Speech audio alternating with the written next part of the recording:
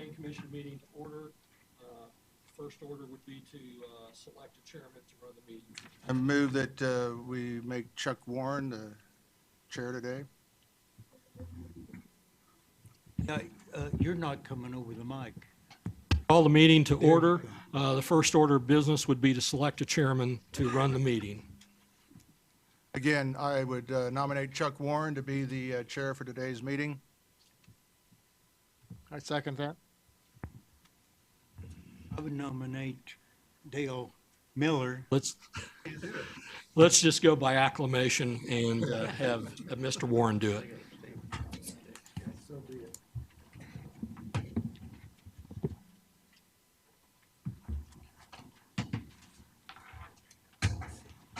Appreciate the confidence. We'll try to do this without too many mistakes. Public hearing, please.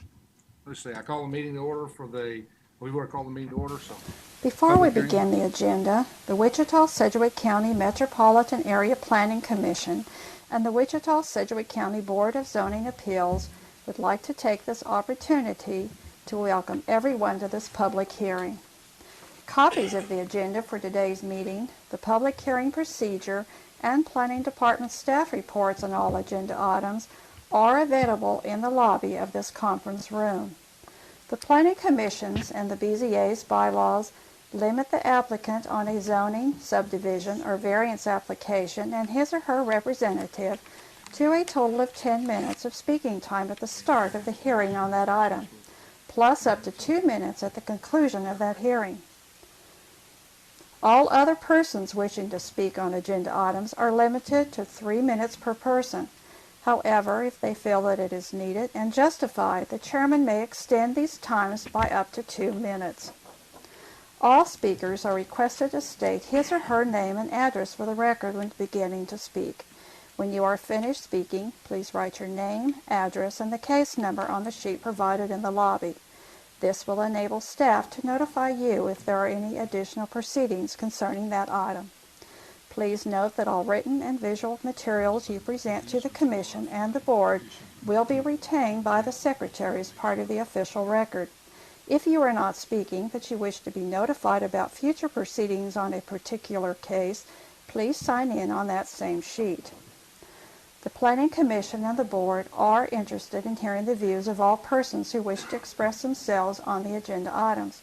However, we ask that all speakers please be as concise as possible and avoid long repetitions of facts or opinions which have already been stated. For your information, the Wichita City Council has adopted a policy for all city zoning items. A copy of this policy is available in the lobby. The City Council relies on a written record of the Planning Commission hearings and does not conduct its own additional public hearings on these items. The decision of the BZA is final. Any appeal of a decision of the BZA is to district court. Before we begin taking items, we'll see which items we can take by consent. Under considerations for the subdivision committee recommendations, item 2-1, item 0006, one-step final plat located near east side of South Meridian and the west of 47th Street South. Anybody on the commission wish to hear that item? Anybody in the audience wish to hear that item? Seeing none, we'll take that by consent. Item 2-2, Subdivision Committee 2018-0007, one-step final plat, Sand Crest, 4th edition. Anybody on the Planning Commission want to hear that item? Seeing none, is there anybody in the audience that'd like to hear that item? If not, we'll take that by consent. Is there a motion? Motion by Mr. McKay, second by Mr. Green. Any discussion? All those in favor signify by saying aye. Aye. Opposed, same sign. Passes. How many? 11-0. Next will be public hearing items. Item 3-1, vacation 2018-0006, city vacation of platted railroad easement on property zoned limited industrial, south side of 35th Street South, or Street North, and Comatera Drive. Anybody on the commission wish to hear that item? Anybody in the audience wish to hear that item? Seeing none, we'll take that by consent. 3-2, vacation 2018-00007, platted front yard building for setback on an area near Central Avenue and east of 143rd Street East. Anybody in the commission wish to hear that item? Seeing none, anybody in the audience? Take that by consent.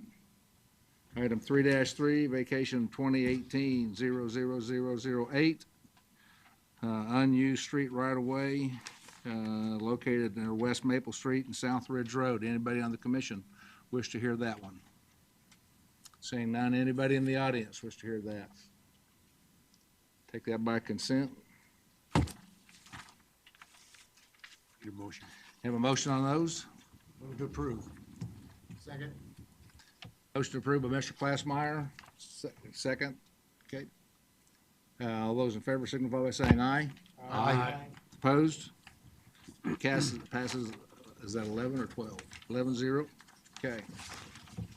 Public hearing items, case, we need to hear 4. Case number 4 will be heard. Case number 5, conditional use 2018-408. Mr. Chairman, I'll Yes. have to abstain from this item. Okay. Bill Johnson will abstain. Anybody on the commission wish to hear that item? Mr. Chairman, I just had a quick question for staff on that. Have a item. staff question on that one? We'll come back and get staff question later. Okay, case number 6, 2018-12. Salvage for aircraft components, Airport Road and West Terry Street. I got to abstain from that one, too. Mr. Johnson will abstain on both of those. Anybody you want to hear that one? Nope. We'll take those separate, yeah, okay. Okay, anybody on the commission wish to hear that one? Anybody in the audience wish to hear that one? We'll take that, case number 6, on consent. Okay, let me make it here.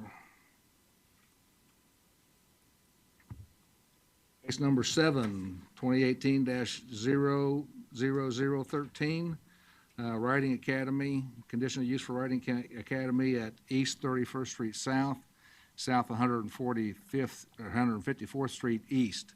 Anybody on the commission wish to hear that one? We will I hear. believe we have a protest on that one. Protest, we will hear case number 7. Case number 8, CUP 2018-00006, amendment to the Ridge Plaza CUP. Anybody on the commission wish to hear that one? Seeing none, anybody in the audience wish to hear that one? We will take item number 8 by consent. Case number 9, CUP 2018-407, amendment to Brittany Center, near 21st Street North and Woodlawn. Anybody on the commission wish to hear that one? Seeing none, anyone in the audience wish to hear that one? You want to hear on that? You would like to have a hearing? We will hear case number 9. Case number 10, CUP 2018-409, Wildcat Kellogg Commercial Property Units, Community Unit Plan on the south side of Kellogg Avenue and east of South Webb Road. Anybody on the commission wish to hear item number 10? So now, anybody in the audience wish to hear item number 10? Take that by consent. Case number 11, zoning number 2018-0002. Zone change from SF20 to single family to limited industrial, 10 acres near North Ridge Road and K96 Highway. Clarification that there was a handout that modifies the conditions, just want to make sure people were aware of that. And one of the commissioners asked me to clarify that at that particular location, K96 is elevated, and so they would not be required to screen along the south side of the property line, just FYI. Anybody on the commission wish to hear case number 11? Seeing none, anybody in the audience wish to hear case number 11?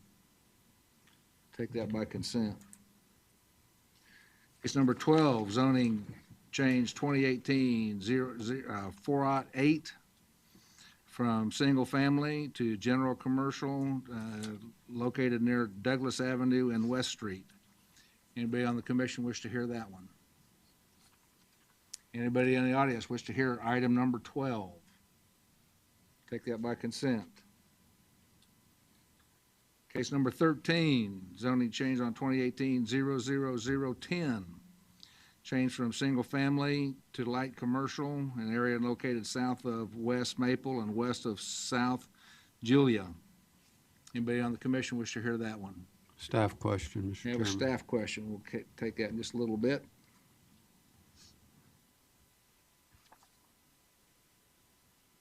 Anybody in the audience wish to hear that item? Okay.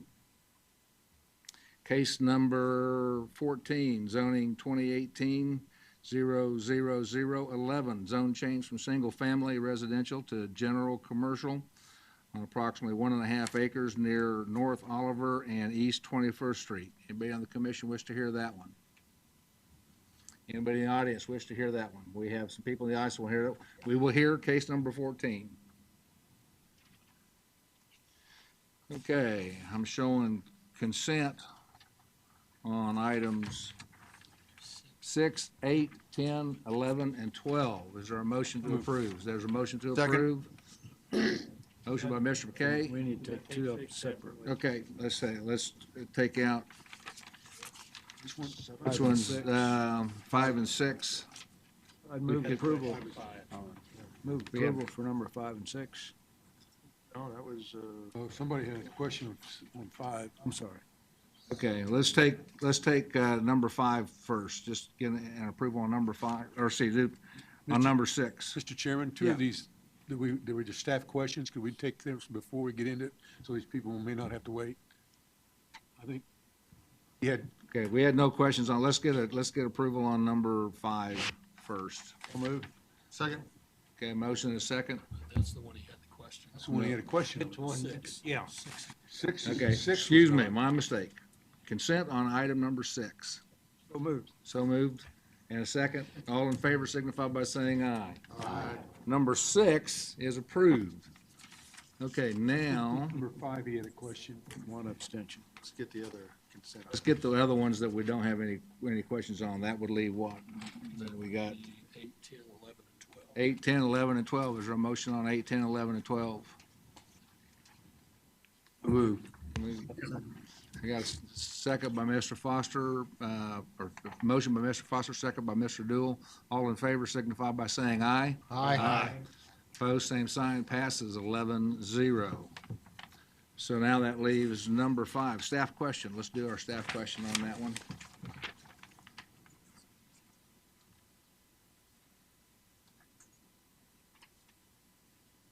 Just get the,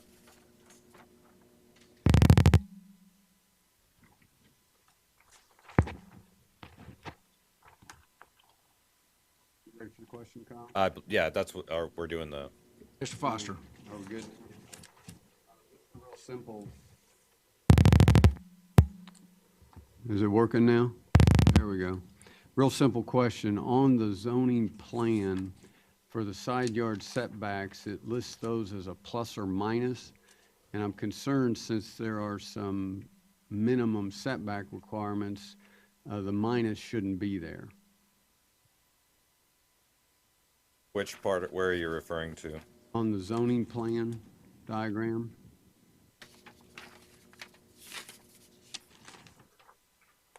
Okay, I see what you're saying. We can have the site plan amended to reflect I that. just thought that might be critical on the minimum setbacks. Thank you. Seeing no other questions, can I have a motion on case number 5? So moved. Second. Got a motion and a second. Bill Johnson will be abstaining from this one. All those in favor signify by saying aye. Aye. Opposed, same sign. Passes 10-0-1. Okay, we got anything to take care of before we start going to hearings? Foster wanted the question 13. Oh, question number 13. Case number 13, staff question. Mr. Foster, you have the floor. Yes, anybody? 13. 137. Kathy, the question on number 13 relates to references to the, if you look at the page 2, protective overlay, and it happens in a couple spots. It says if the vacant property north of the site, but then you come down and it's in the listing for adjacent zoning and land use, it says the south of the site is the undeveloped.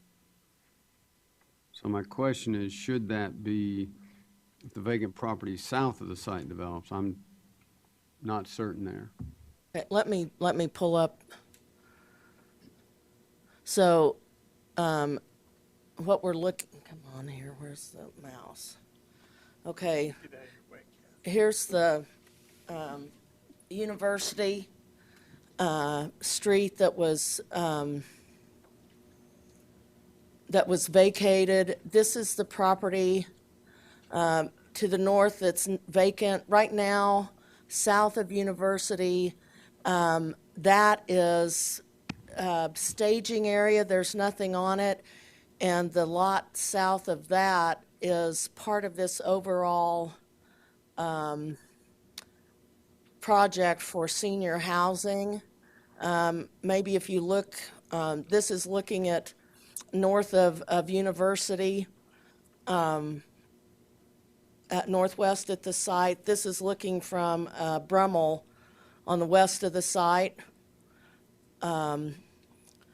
This is where University right-of-way is, and as you can see to the south of that, they did have some things stored there, but that's vacant. And then this is the senior family housing that's there, and so this is an extension of that project, and so they're requesting the same zoning with the same, the similar language in the protective overlay that was approved for this project south of the site, which is outlined here in red. Did that answer your question? No, if you'll double check the references where it says adjacent zoning and land use, and then what the text says about where it's vacant or not, that's all I'm asking. If you'll just double check and make sure that's correct information, and we don't need to spend any more time on it. Okay.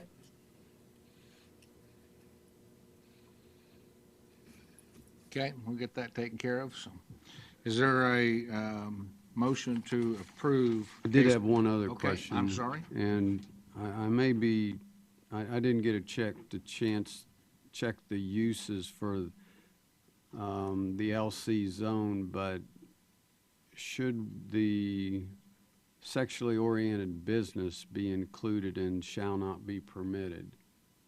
I didn't get a chance to check. Well, with residential zoning across the street, it wouldn't be allowed anyway without additional hearings, if that's the question.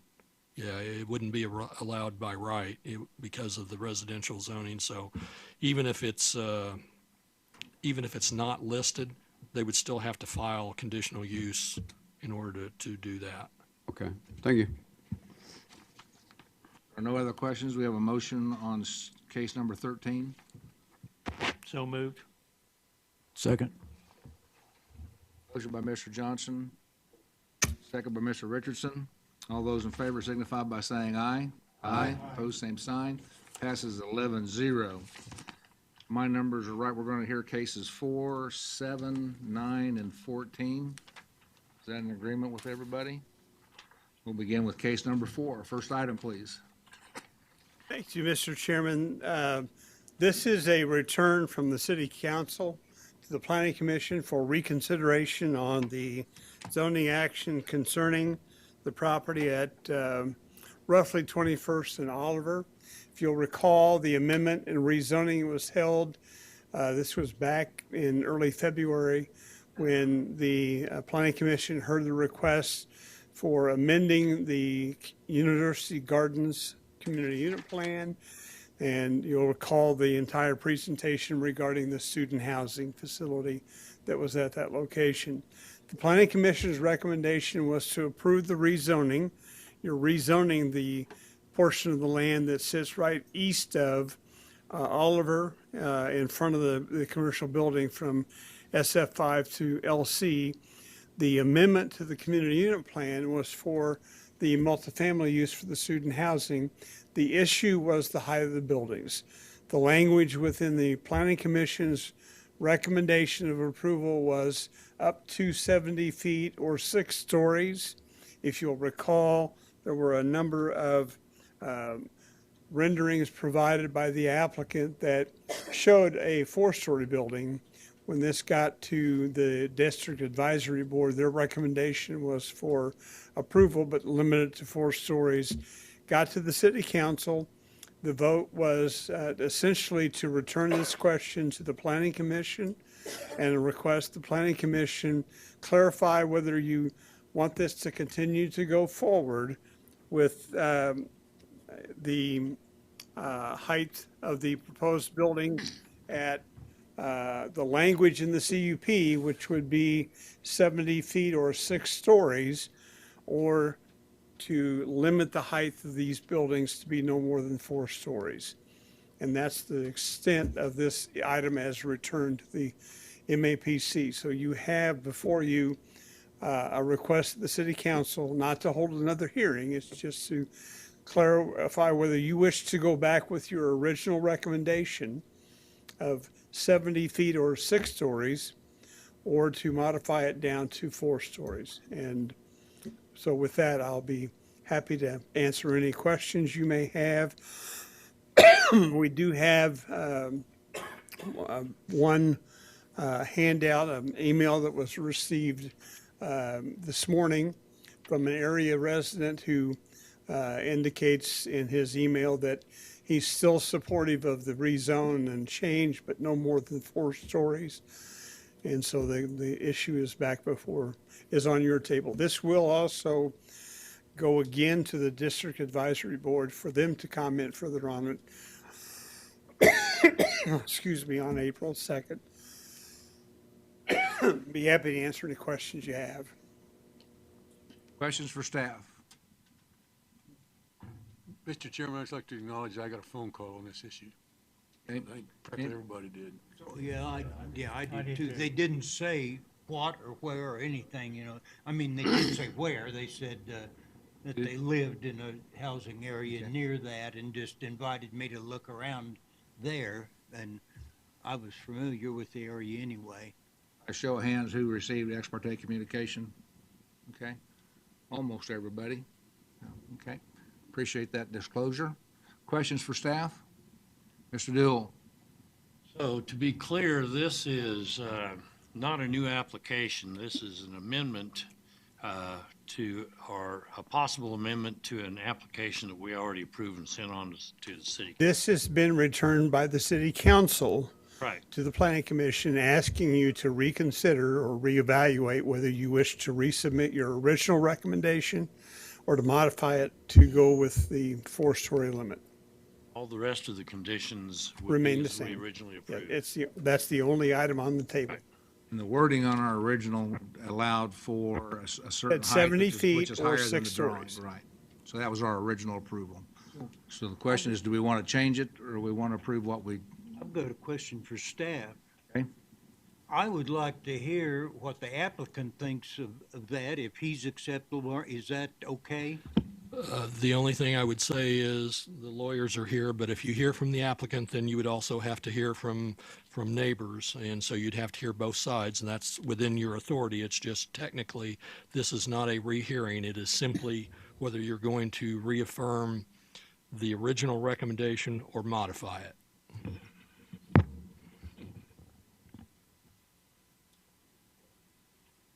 Okay, we'll get back. Mr. Johnson? Dale, has anybody furnished any additional information over what we had before, when we approved the hearing before, or the item? Not other than what was presented in his presentation. Elder Stevens? Dave, I guess I just wanted to make clear, did the city council state why they thought we needed to reconsider? I mean, Well, I did think they the have primary additional issue was, concern, or- and Dale was there, but I think the primary issue was that the District Advisory Board had recommended approval, but only to the 4 stories based on the renderings that were provided by the applicant. They didn't want any of the apartment buildings to be higher than 4 stories. And that was what the district advisory board recommended. Your recommendation allowed up to 6 stories or 70 feet, which is consistent with what's been done in other areas. And so, and I don't have the details of how tall some of the buildings are proposed over at Wichita State, but I've been told it's higher than even 6 stories over there. So the issue became, from the city council's mind, I think, in that the councilman from that district, Councilman Johnson, initially made the motion to go with the district advisory board recommendation. That motion failed. And so the motion was made to return this to the planning commission so that it goes through this procedure. Technically, once the planning commission rehears the case, it goes back to the governing body, and then it's a simple majority for them to take action going forward from there. Mr. Newell. My thoughts on this are that if the city council thought it was significant enough to send back to us to reaffirm this or make a different choice, that we ought to allow the applicant and the folks that are here, since there's a number of folks that have shown up, to make comments on this. Other staff questions? Yes, Mr. I Hartman. wasn't here when the first hearing was presented, but was there discussion about the height of the buildings at that time? Yeah, my recollection, there was height, we talked about it, we were aware that the rendering was different than the wording that we were approving. Was there opposition at that time? Not that I recall, but that's my recollection. From the minutes, I emailed the minutes out. I believe there was testimony from neighbors across the street that they felt like, and I may miss some of this, but they were comfortable with the 4 stories, partially because there's only a 20-foot building setback, and that the applicant had agreed to not have any balconies facing Oliver, and they felt like that anything that was taller was going to encroach on the neighborhood, in summary. I think we're at a point that we'll need to have a vote from the commission as to whether or not you want to open up for comments from the applicant and additional testimony from the audience. So is there a motion? Moved. Move to open it up. Is there a second? There's a second. Second. There discussion. Okay, the motion is to ask the applicant to make a presentation and then open up for a public hearing. All those in favor of the motion signify by saying aye. Aye. We'll do a show of hands. Those in favor of opening it up, show of hands. 1, 2, 3, 4, 5 in favor. Those opposed? 1, 2, 3, 4, 5, 6 opposed. So the motion fails. Comes back now to the commission for, The only thing that we're considering is whether we send back our recommendation or take the recommendation of the dam, correct? You could recommend a different height, but essentially, I think you're really only looking at those, those 2 choices. Is there a certain number we have to reach for reconsideration? You mean in terms of More, votes? more than just a majority? No. Okay. motion to affirm the original statement, or is there a motion to amend the original decision? Mr. Foster. Mr. Chairman, I will make a motion to amend the original submittal to the governing body and recommend we proceed to approve the DAB recommendation. Okay, there's a motion. Is there a second? Clarification, this motion said the governing body, what the governing body? No, well, the motion, I believe, was to reconsider for the governing body and then to affirm the DAB decision. Is there a second to that motion? A second. There's a second. Okay, discussion on the motion. Make sure what is the recommendation of the DAB was in. The recommendation of the district advisory board was to approve the rezone and the amendment to the CUP, with the only change being the height of the apartment buildings being no more than 4 stories. there was no dimension, it was just 4 stories. Okay, so everybody's aware of that. Discussion on the motion. Seeing none, we'll bring that to a vote. Those in favor of the motion signify by saying aye. Aye. Opposed? No. No. Show of hands. Those in favor, show of hands. 1, 2, 3, 4, 5. Those opposed? 1, 2, 3, 4, 5. Motion fails. 5 to 6. Make a motion, we send it back to the city council with our recommendation. Original recommendation. Is there a second? Second. We have a motion by Mr. McKay, a second by Mr. Green. Further discussion? Clear this is to reaffirm the original decision made last time we met on this. Those in favor signify by, let's go show of hands. Those in favor signify by showing hands.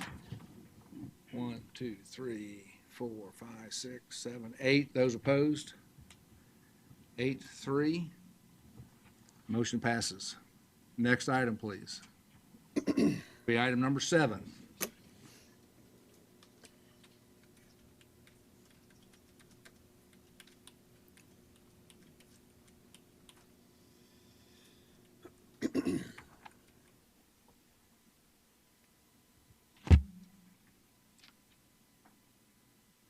Thank you, Mr. Chairman, members of the commission. This is a request for a conditional use permit to allow a, by definition in the zoning code, a riding academy and stable on property at 3501 South 154th Street.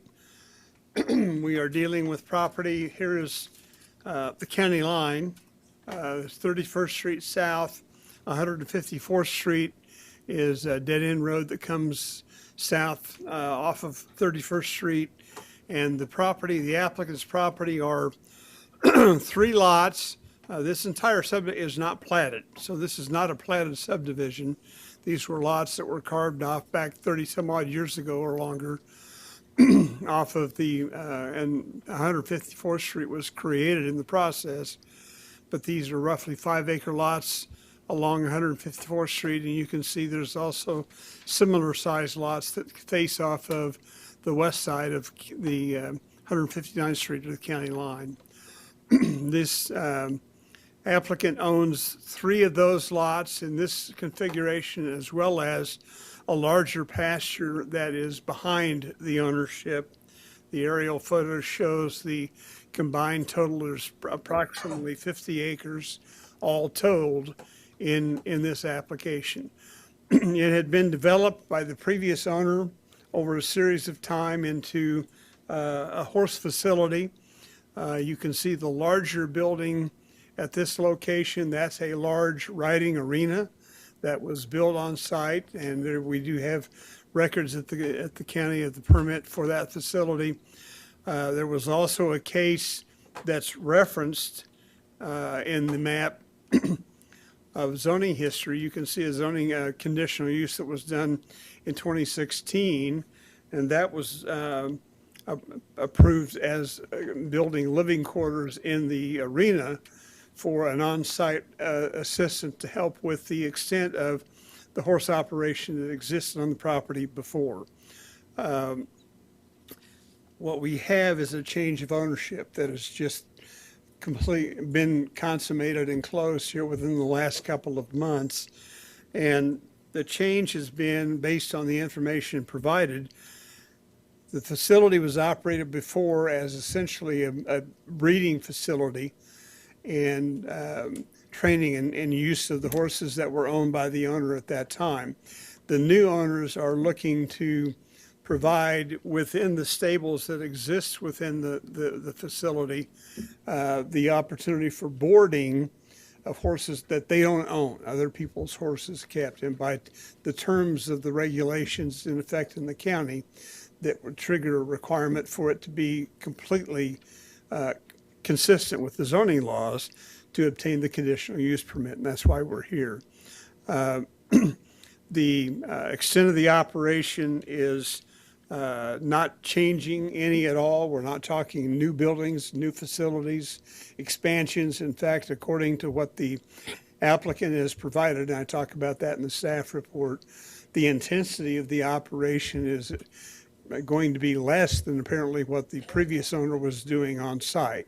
The difference being is that the new owners are talking about boarding other people's horses, but in terms of training and working the horses and doing all the things, it's essentially the same thing that happened before, just not as extensive. Now, I also was told that the previous owner also owned this 60-acre tract of ground north of this pasture in this area that has been sold to somebody else. So the ownership now is just of this property, where before the previous owner owned everything outlined in red as well as the larger property up here, but that has been sold. You can see on the comp plan map that this is essentially a rural agricultural area. This is kind of a sketch of what the applicants have submitted with their application, showing the extent of the operation. This is all pasture land. They note there are mature trees virtually surrounding the property.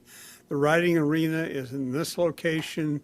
They've got buildings that they keep feed and hay in.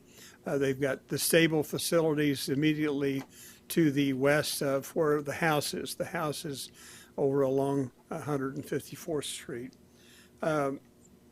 This is property. This is essentially 154th Street looking west. You can see the south side of the property. They've got fences around the pasture areas, trees that are growing. You kind of see in the background the stable, or the riding arena. One of the stable facilities is on the right side of the picture. That's looking a little bit more north along 154th Street. This is the house that's on the property. That's the drive entrance into the developer area. The house is immediately to the left of the driveway. You can see not only the sign, but also a fenced area in just to the north of the driveway that has been used for some riding. And they actually have, the previous owner had that area with some lights for some ability to do nighttime riding in that area and other uses that go on. This is also another shot looking, actually I think that's looking south along 154th Street to the dead end of the property. Again, all the land in question is to the right side of the picture. This is looking east across the street at the other property on the other side. No, that's actually the better shot, looking east of where we're talking about. We have outlined in the staff reports the conditions that we're talking about relative to the operation. No commercial uses, no rodeos or large events that would be held that would attract large crowds. I know the applicants are here and they're prepared to talk about the extent of what they're discussing. We have complaints that have come in, and Mary, if you want a couple of letters that showed up yesterday from neighbors that are in opposition, and I don't know if those folks are here or not, but these are the letters that they provided that are in addition to other documents that we've provided to you in the packet. So that's the extent of what we're talking about here.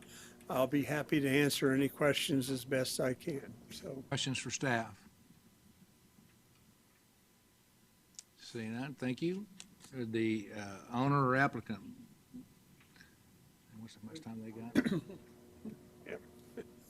you have to come up Podium, here. You have 10 minutes. Please state your name and address for the record. Please, sir, and this is for everybody.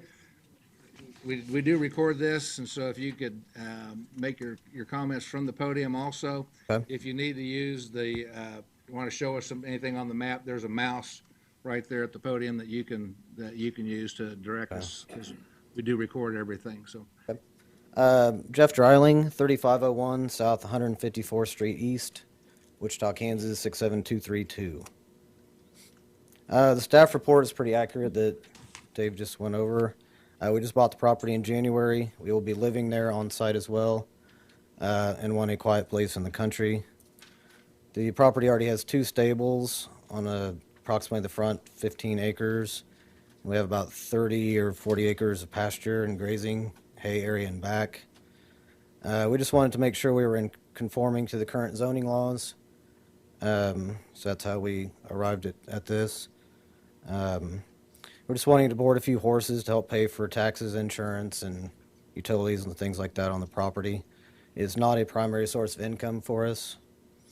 The property is fully fenced all the way around and heavily treed. The lighted arena is enclosed, so light during the nighttime hours does not project outward. No rodeos or anything like that will be held on site. Any borders we do have will remain within the fences of our properties at all time. There will be no riding in the street or on anybody else's property around there.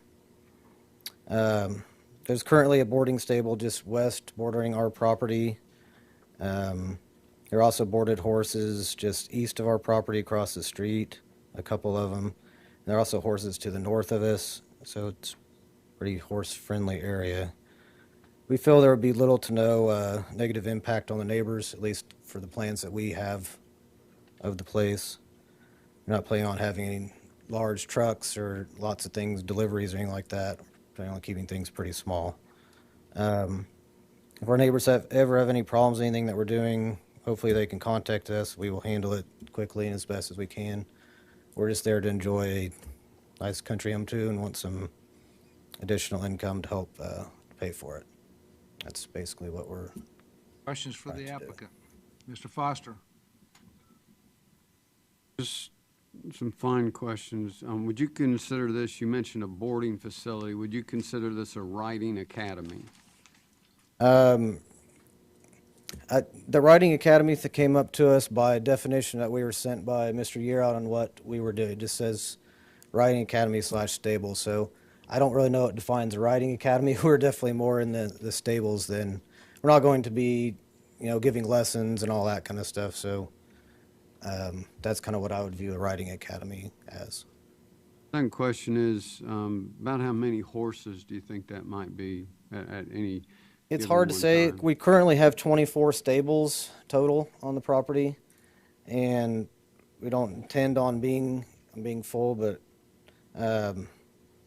if I had to put a number out there, we're probably under 30 horses that we'd have between our owned horses. We have about 8 of them, I think, already out there right now, and so somewhere in that range of approximately 30 horses. Thank you. Additional questions for the applicant? Mr. Green? What is the purpose of the arena that you have? What are your intents and? For the boarders to ride inside of it and practice things and dressage, other horse-related activities. Not for shows or? No, sir. We do have one clinic. There might be 1 or 2 clinics this summer where some horse experts come in, and they generally have 5 to 10 people that they teach, how to do specific things on horses. But those usually are 2 days, and like I said, most 10 or 15 people, and it will all be confined to our property. There's not going to be any parking on the public street out front or anything like that. Intent is not to have a weekly No, sir. activities in there that? No, sir. Additional questions? Thank you.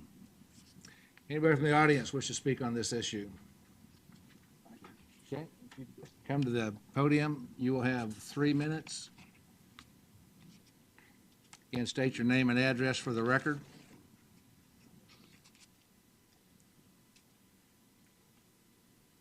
My name is Barry Inman. I live at 3443 South 159th Street East, Wichita, Kansas. Did you say there was a mouse up here? I could show you where my property is. Let's see if I can find it. It's so much smaller than his. I'm right here on 159th Street.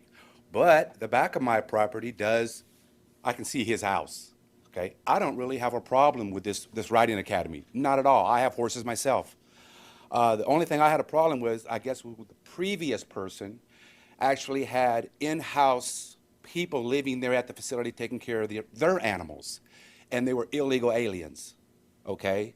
Spoke no English, and would come over to my house looking for their dogs that got loose, German Shepherds or whatever, and the lady said she lived there for free. Her husband did maintenance for free. They got no pay, and she could barely speak English. Luckily, I could speak Spanish, just enough to get by, to find out she actually wasn't supposed to be here. So anyway, long story short, I just want to make sure that anybody that they hire are residents of the United States, and they're paying their taxes just like I do, and they're supposed to be here. That's the only problem I might have in the future, okay? But as far as the riding academy, no problem. I did notice in the past, too, that sometimes she would have her stable hands take horses out onto the road to keep them in shape, and because these weren't riding horses, these are actually breeders, and she would have a John Deere Gator or something to that effect, and they would, you know, heat up the horses on the pavement, which was some kind of very dangerous for us out there riding around. But she'd go around the block with horses, and I want to make sure that that doesn't happen. You know, they have plenty of land there. I know a lot of that's going to be for pasture, for baling for hay and all that. But, you know, hopefully we don't have young people who are learning how to ride up and down 159th Street, which is extremely dangerous because there is no speed limit out there. I don't know if you guys know that or not. It's 55 plus on that dirt road, okay, which I can't understand why there's not speed limits there, but there's speed limits in Butler County at 35 everywhere. So that's just, I'm going to throw that in since I got a couple minutes here. So no problem whatsoever with them putting this out there, okay? If we could just put some speed limit signs on 154th and 159th, I'd be a lot happier. My kids are now getting older. They're starting to want to ride bicycles, and my little 5 acres can't hold them anymore, okay? So that's basically all I have, except for the fact is, kind of question is how many people are going to be working there, how many additional cars and trucks are going to be coming up and down, you know, that area, because now we have a brand new elementary school, brand new high school, which is about an extra 3,000 or 4,000 people coming up and down 31st Street. So just want to throw that out there. As a resident, I am going to, my other neighbors couldn't be here today. They have to work for a living. So that's kind of the stuff they also told me was to make sure that it is a. Your time has expired. Is Okay, there can a I just question finish it up for real the- quick? You need Okay, the only thing I extension? want to make sure is we're above the board, everybody's registered, legal, we're paying our taxes, and it's a commercial place, you know, it's licensed, insured, all that. Thank you. For the speaker. Anybody have any questions? Thank you, sir. All right, thank Appreciate you. that. Is there anybody else in the audience who wishes to speak on this issue? Mr. Dryling, you have 2 minutes for rebuttal. In regards to what he was saying, we don't have any intention at this point of hiring any employees. We're hoping that it stays small enough we don't have to hire any employees. But if we do, I can assure you they will be legal and paying their taxes, all that stuff. The reason I'm here is because we're trying to do everything above board.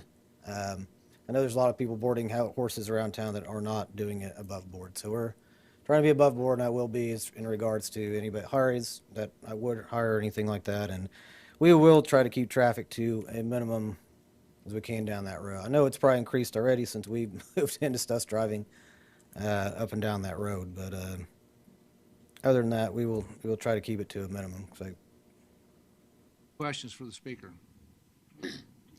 Yes, sir. You already said you will not be on the public roads, didn't you? correct, sir. Yes.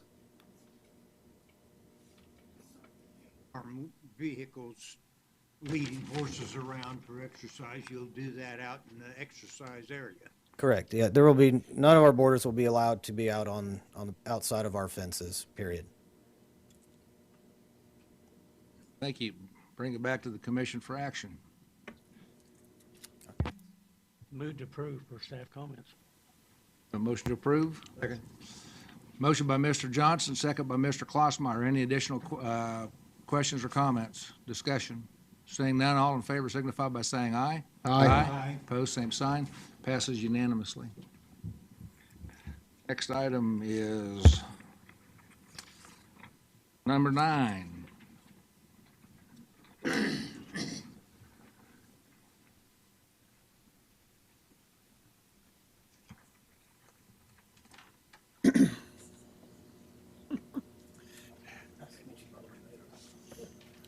Thank you, Mr. Chairman. This request is for an amendment to the community unit plan that covers Brittany Center at 21st and Woodlawn. The sum and substance of it is, as you'll recall, the former Hobby Lobby store at the north end of that center, immediately south of 21st Street, now is occupied by Extreme Racing. And I'm not going to get into the details of what they do. I'll let the applicant or the agent explain that because I don't know the details. But what their business plan is now, they want to expand and have the ability to offer indoors. They're pursuing a liquor license under state law. And by the terms of city codes, that changes that to where it needs to be approved as a nightclub in the city by definition. Again, we're dealing with other definition issues. That's not permitted by right in the CUP, so the amendment is to allow that. And that's what the sum and substance of this amendment is for. If approved, it would simply modify the uses for parcel 2, which covers a good portion of the shopping complex in that area, but it would allow Extreme Racing to be able to get from the city a process and approval for obtaining the licenses from the city so that they can provide alcohol sales indoors in that facility. So that's what we're talking about. I can go through, I'm sure you've all seen this facility before. I took this one because if nothing else, it shows the occupancy of the parking lot right now, which is a little different than what it was when Hobby Lobby was still in there. But in this picture, the building in question is just to the left. That's the facility which used to be the entrance into Hobby Lobby. My wife took me in there many, many times. And that's looking on west of the facility in the parking lot, looking west. If you're familiar at all, you can see the water tower on the west side of Woodlawn. That's looking north. 21st Street is right in the foreground here. There's the sign into the Brittany Center facility, and you can see the homes on the north side of 21st Street in the Comatera development. So be happy to answer any questions you've got. And we do have representatives of the agent and the applicant here. Questions for staff? Mr. Dool? I recall we looked at this case and approved it for indoor self-storage at one time, didn't we? There have been amendments to this CUP over time. And yeah, there were some indoor storage and there's been some other amendments that I reviewed. And I think there was also an amendment for indoor recreation, which is what allowed Extreme Racing to go in the first place. And that was the amendment that was done here a couple, 3 years ago. But we're just now dealing with a business model plan change where they're wanting to provide the indoor facilities, alcohol facilities, and to get the license. They qualify for the license in every other way, except that the CUP restriction doesn't allow city staff to be able to issue that. Questions? Ms. Miller-Stevens? Dave, does this area include, I know in Brittany Center there's an area to the south that has restaurants, and I think even with this building there, at one time there used to be a bar there. Are those included in this, or is that stop at the I know parking there's lot some what? facilities, and I think there's some activity on some of these other parcels where there's a facility that a restaurant and bar, but they're a different parcel and have different restrictions on it per the CUP, as I understand it. We're dealing just with parcel 2, and I think there's even a greater range of uses allowed on parcel 3, which is further south around where some of those other facilities are. I know that the little restaurant that used to be south of Hobby Lobby, we also frequent a lot, but they didn't serve alcohol back in that time. Additional questions? Okay, thank you. Agent or applicant, please.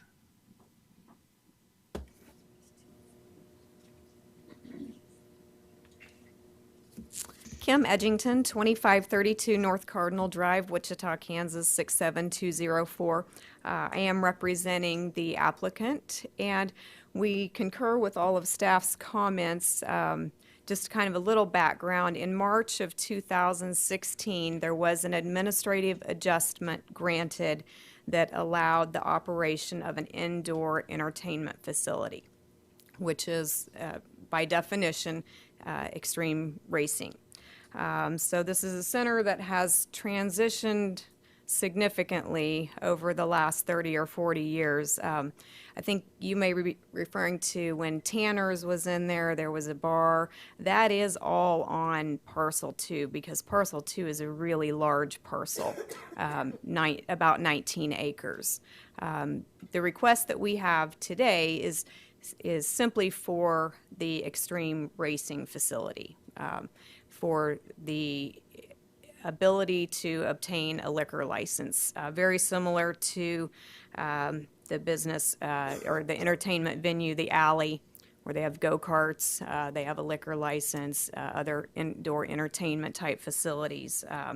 So the use will not be changing. Fortunately, there is a use in this facility in some of these centers in the core area. We aren't so fortunate to have someone come in. Hobby Lobby had come in after a grocery store, and now we are here after Hobby Lobby. So as a business within the established central area, that area within a 3-mile core of the downtown area, the infill strategy helps to promote businesses through regulatory changes such as this one that would encourage the continuing operation of this business. And the proposal is fully in compliance with the location guidelines of the community investment plan. And we feel that this is a reasonable request given the surrounding land uses and the goals of the community investment plan to encourage this type of infill business development. I would be glad to stand for any questions that you might have. Questions for the speaker? Yes. What kind of racing do they do in this building? Go-kart racing.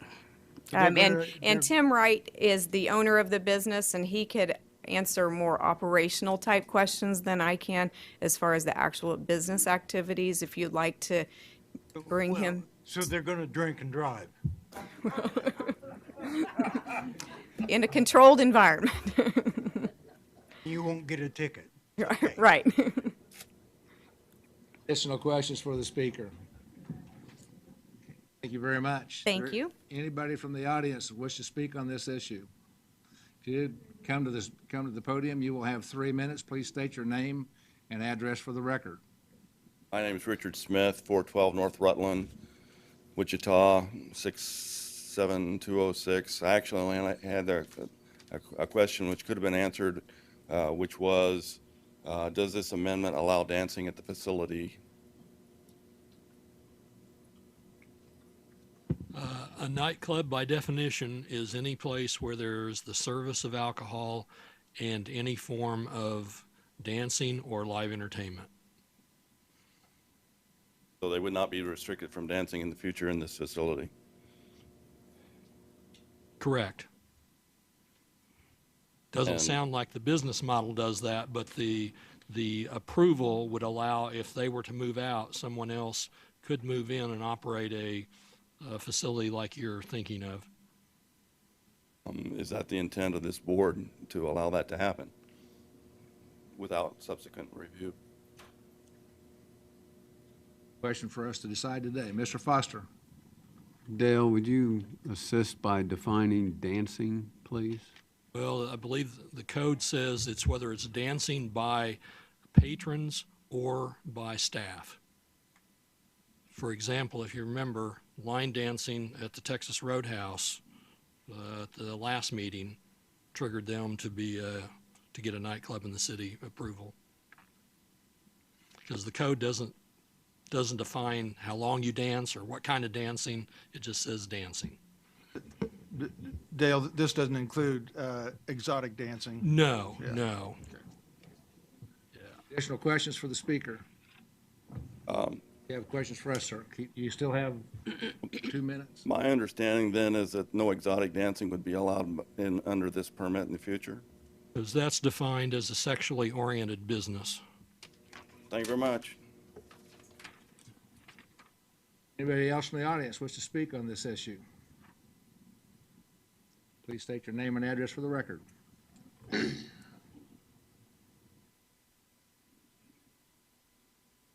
My name is Marianne Haptamariam, 2525 North Pershing, Wichita, Kansas 67220. I was wanting to know, since this is extreme racing, and I know children also can ride the go-karts and the fast karts, will there be a separation between the drivers that are drinking and the kids that are also participating in that same facility? We'll ask the applicant there. Is there any other questions that you have? No, that's it. Any questions for the applicant or for the speaker? Okay. We'll come back to that a little bit later. You have the floor, sir. Please state your name and address for the record. Oh, is this the applicant? Yep. Yeah. If you would wait, sir, till we make sure we've got everybody from the audience to speak, and then we'll give you an opportunity. Anybody else wish to speak?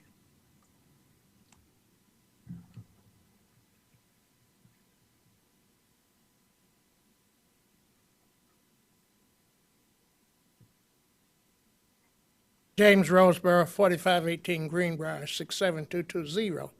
And my question is this: what would be the hours of the operation of this thing? Is it 2 or 3 o'clock in the morning? And what type of security will you have? Make a note of that, hours of operation and security. Any questions for the speaker? Thank you, sir. Anybody else in the audience wish to speak on this issue?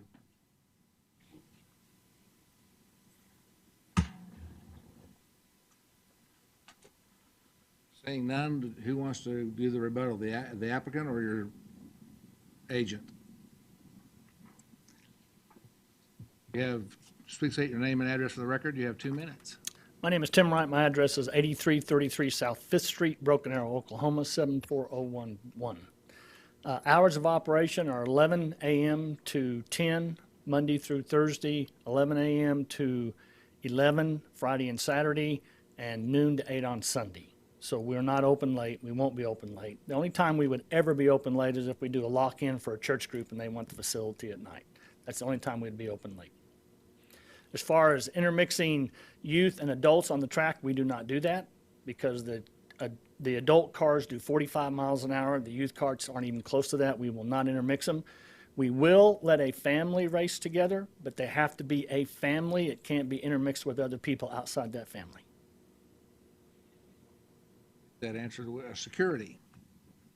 Security, I mean, we don't have security issues. Our employees take care of security. We don't have security on site. Questions for the applicant? Thank you, sir. Appreciate that. Bring it back to the committee. Mr. Johnson. I got a question for Mr. Yearout. I'm just wondering if he's going to enjoy going and riding his go-karts and drinking some beer.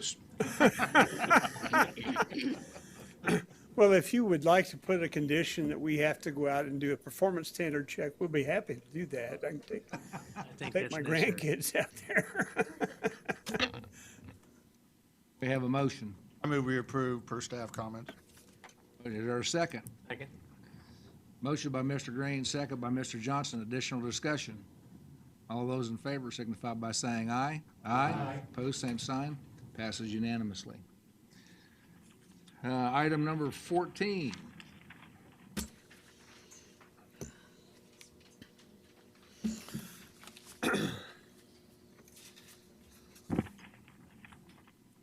Kathy, that's yours.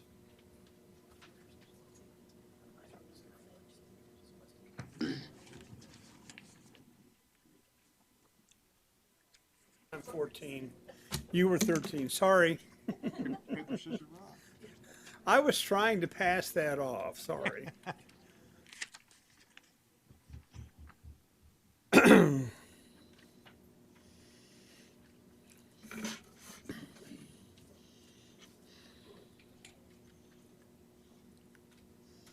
Okay, Mr. Chairman, this is, no, we're there.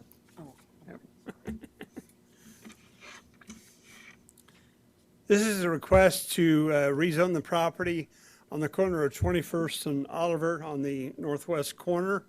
We're dealing with the property at this location is presently zoned SF5, single family. The request and application is to rezone to GC. We'll go through the aerials and then we'll talk a little bit about what we've talked about in the staff report. You can see the house on the corner, Wichita State. You can see the remnant of Rayburn Golf Course that is not there anymore. And across the street to the east is the property we heard earlier, the location where the student housing facility will go.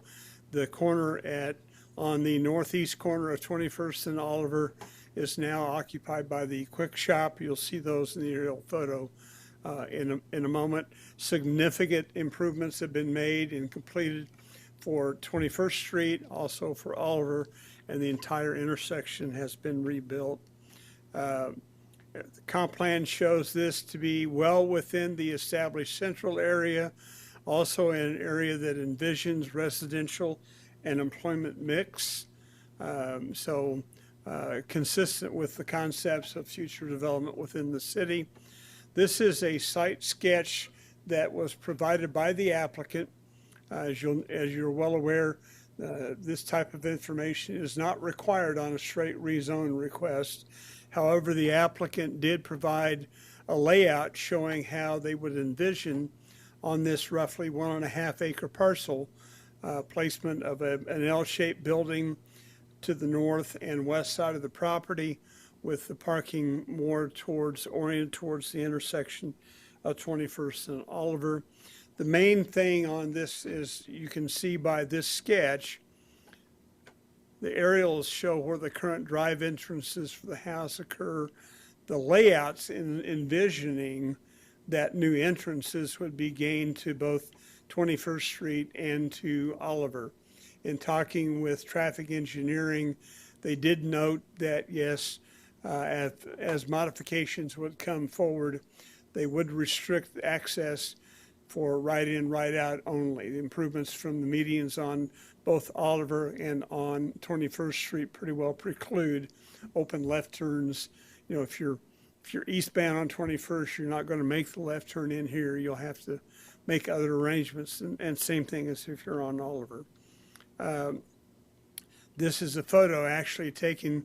I'm at the corner of 21st and Oliver looking west, and here's 21st Street. Wichita State is on the left-hand side. The property in question is right here in the background, and you can see the extent of the improvements in the intersection, the raised median that would make left-hand turns off of 21st Street difficult to do, the raised median on Oliver that make it very difficult to do that. That's why the restrictions on right in, right out are in play. This is the same general location. I just turned my old fat body a little bit to the left and took a picture looking southwest and towards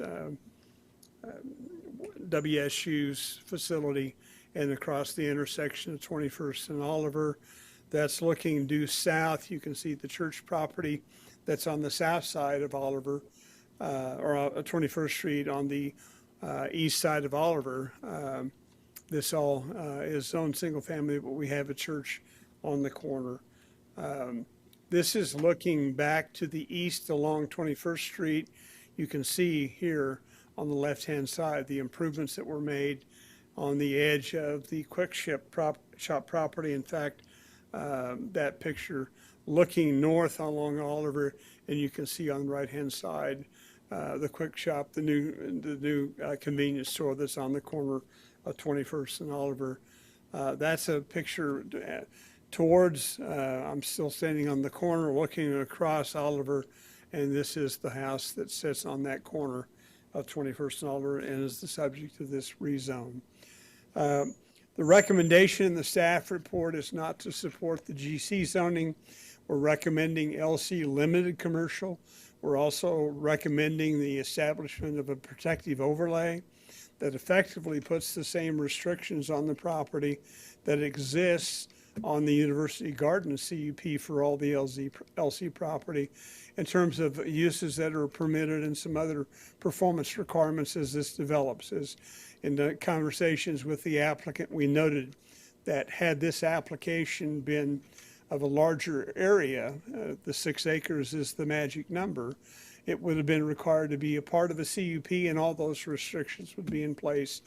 That essentially the PO is a process by which we try to put the same guidelines on how property develops when it converts from residential to commercial uses, but it's not large enough to reach that CUP threshold. So that's what we're recommending. I know we have the applicant and the representatives that are here, so I'll be happy to answer any questions you may have.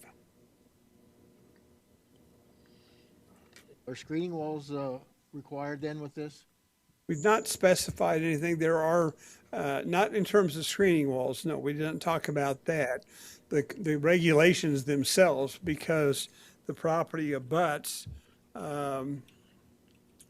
residential property on the north and the west, screening is going to be required for any commercial development that occurs in terms of the site development. And there's already pretty extensive improvements. I don't know if the picture really shows that. No, it doesn't. Perhaps the aerial will pick up a little bit. There's a lot of mature trees and other things that already exist along the north and west side. But they will be required when they come forward with building permits to meet the standards of the city's codes with respect to screening and other improvements of that nature. Now, they may come in with fences as opposed to a wall, but no, we did not recommend a wall. Questions? On the innovative area there of Wichita, is there the restriction of right in, right out only on it? On which property? On the Wichita U property at that corner where they have the innovation centers. The old Bradburn golf course. Well, I'm not sure how much they've got in terms of entrances coming off of 21st or Oliver. I think they've got the stuff I'm familiar with further to the south is a lighted intersection. I don't know that they've got drives coming in that close to the corner off of the university. I just wondered if you limited them as much as you're limiting this from. Well, to a certain extent, you've got the entrance going into the University Gardens property further to the north on the east side of Oliver, and they have the ability to do left turns. It's not a controlled intersection with a light, but that's beyond the end of the median that was built. Okay. And the stacking for the left turn bay along Oliver in this location, I think you can turn lefts coming out of the entrance on 21st further to the east when you get past the Quick Shop, but there is no direct access to 21st or Oliver off the Quick Shop property at the corner. Okay, thank you. Additional questions? Okay, thank you. Agent or applicant, please.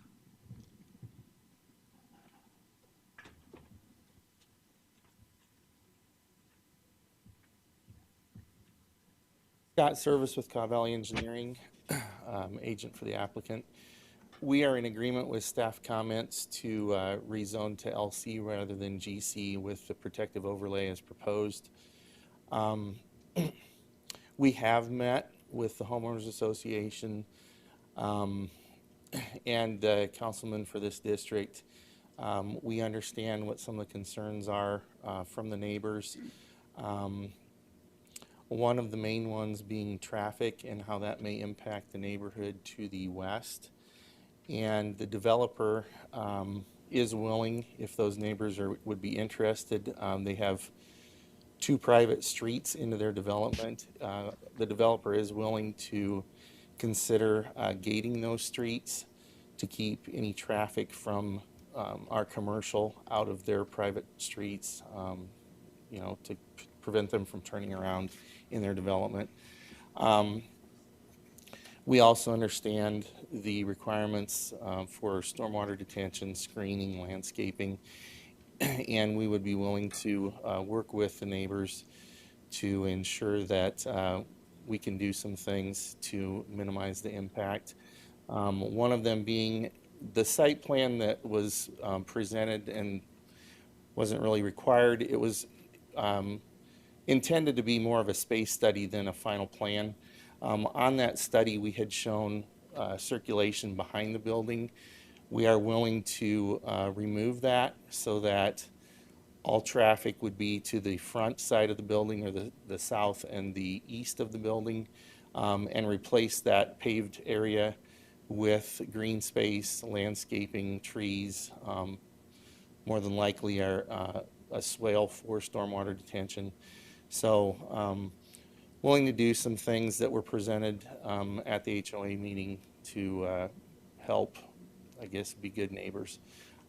With that, I would stand for any further questions. Questions for, yes, sir. Would go back to your comment about the streets in the neighborhood. I didn't quite understand. You were talking about private streets? Yes. Can you use the mouse? You'll need to use the mouse there, sir. Yeah. There are 2 existing drives that go into this pond common area that's within the subdivision, and drive entrance off of 21st Street here and here at that location. Those are private streets for the home association. They're not public streets. And so apparently what they're talking about is providing, if the home association wishes to do that, facilities to actually gate these so that access to it is more controlled, rather than just, I mean, they're not talking that there would be direct access from this property to private streets. It's more where they come into other amenities within the neighborhood. Well, okay, but obviously the applicant doesn't own those private streets, so you're talking about facilitating that in some way? Well, I'm not sure to what extent through the zoning process we have the ability to mandate that kind of activity. It's more an issue of a landowner wishing, if they are working with a private entity to do private things on private property, that's up to them. Yeah, okay. I just want to make sure it's really not connected to the piece of property that we're asking to be zoned here. At least from my perspective, I think it's a little hard to make connectivity of those issues, yes. But those are private, that's a private street around that first lake. Yes. I see. I didn't realize that. Okay, thank you. Additional questions for the agent? Seeing none, thank you, sir. Anybody from the audience wish to speak on this issue? You'll have 3 minutes. Please state your name and address for the record. Called on this one too. Oh, no.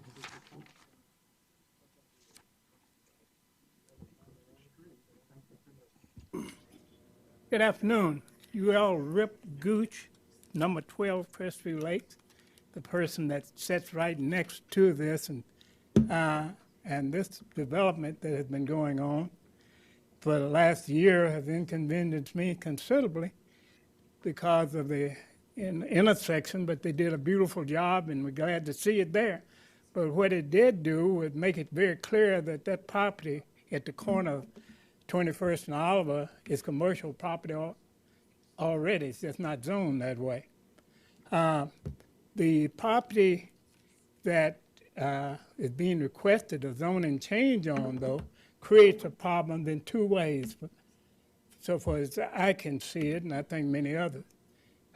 When we attempted to zone these 2 pieces of property together, 11 and 12, we were assured that the necessary effort to get any business to develop that to any considerable good to the neighborhood would have to be something that would take 2 lots. And so we attempted to get a zoning change for number 11 and number 12, and it was turned down.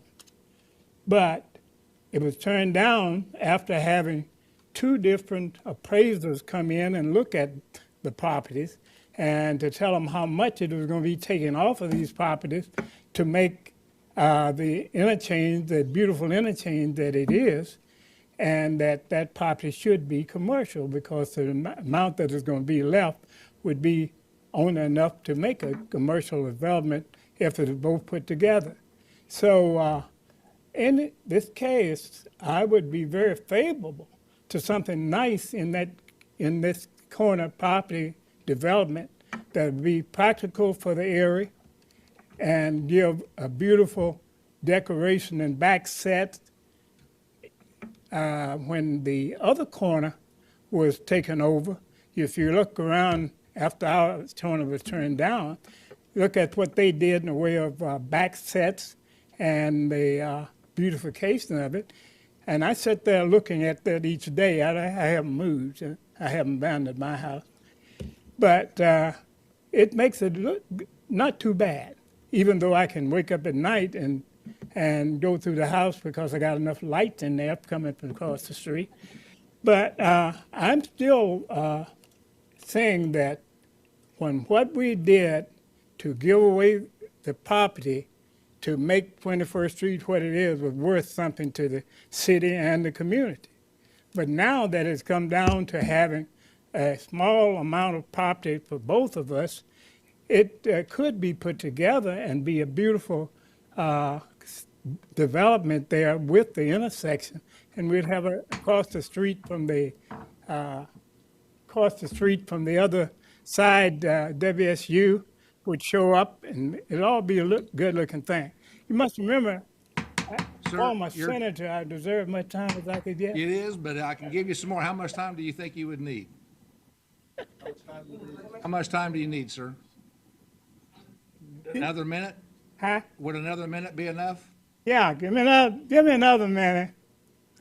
One more minute. All right, Go right one ahead. more minute. All right. Now, 40 years ago when I moved there, that was a beautiful living area out there. We had a country club across the street and all these things to complement that particular area. But that has changed. There ain't no more what it used to be, and you can't go back to what it used to be. You got to look forward and go to where you can go from where you are. So what you need to do is figure out a way that you can sign these properties all together that will create a area that can be developed into a beautiful development, and then you will have complemented what has already been done to start with the WSU project and the intersection. Thank you very much. I have a doctor's appointment at 3, so if you got any questions for me, you're going to get them now. I've got a question. What two lots are you referring to, 11 and 12? What? Which two lots are 11 and The 12? lot directly to the north. Yeah. Mr. Gooch owns the property immediately north of the one in question. This is 11 and this is 12. And we've been property taken off of that since we filed the first time. When the rezoning was considered in 2015 for these two properties, since then there has been right-of-way taken along both Oliver and 21st, the widenings that occurred. That's what he's talking about in terms of reducing the size of the lots. We're only rezoning the corner lot, not the one to the north. This request is only the corner lot. 3 years ago, it was both lots together. And I'm opposed to it other than the two remaining together as a development. Thank you, sir. Other speakers? Yes.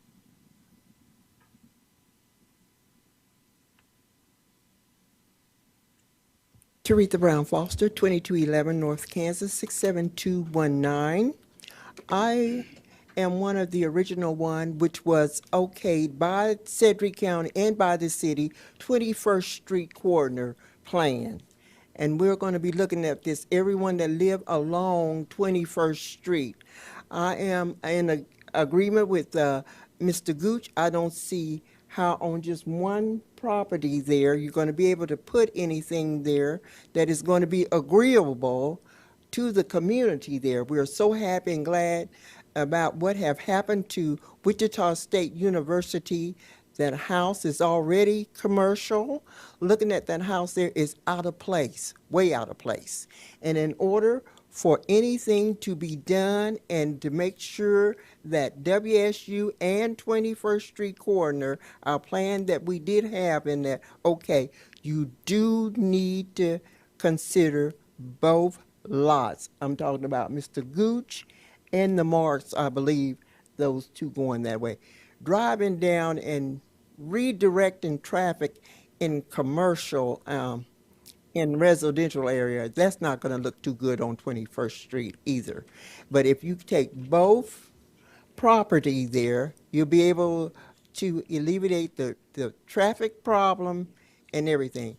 Now, if both properties are not considered, then I will take it to the community and all up down 21st Street, because that is in that 21st Street corner plan. We're not just going to have some junk put right there and everything congested right there on that corner. And there's no way that any business or anything you can put there right there at that house. And I know it very well right there on the corner. You're going to need to consider both properties, and I'm talking about, when I talk about both property, the Marks house and Mr. Gooch, that property. I stand for questioning. Questions for the speaker? Seeing none, thank you, ma'am. Other speakers?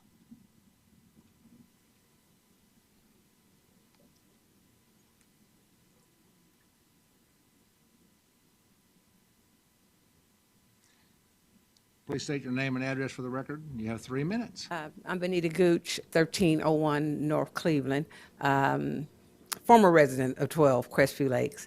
And I guess the point that what we're all trying to make, the last three of us speakers, is that we're just a little concerned that the size of that lot is too small for much commercial development to give any easement and any kind of buffer from the residentials around it. It's just an awful lot to put on one small lot. I'm concerned also about that lane now is a dedicated right turn lane, and that traffic, they were made a dedicated right turn so it wouldn't slow down traffic, and having traffic coming in and out of there concerns me, although I'm not a traffic engineer. But what we're talking about then, if we get rid of the back drive around and all you have is green on the back, then you have, where's the trash going? You know, how are we loading in and out during the day? Seems like it's going to be really kind of tacky. So I think you do need that back area, and you need the buffer, which to me means you need more space to do any kind of real development. And then you're not congesting back on Crestview Lakes, as well as you're not congesting on 12 Crestview Lakes. So my recommendation is also, I just think, yes, we were here several years ago because we think that's commercial. We believe the area is commercial, but we're just concerned that that one lot is just too small, especially now that it's even gotten smaller when the easement was taken for developing much of a project that would be really amenable to the community and a real service to the community. So that's our concern. Questions for the speaker? Mr. Foster. Ms. Gooch, do you know why the second parcel is not included in this application at this time? Well, we were a little surprised when it came up ourselves because we had been working together. We thought we were coming back together, and we were just as surprised when they came by themselves also. So we would like to go ahead and add ours, but we couldn't get ours added in it at the same time because by the time we got a notice, the hearing was already set, so anything we would have done would have come later. We are still wanting to get that rezoned, but we can't, we could not do it in time for this. So, yeah, we were very surprised when we got the notice because we thought we were all going to come back together. Thank you. Next speaker, please.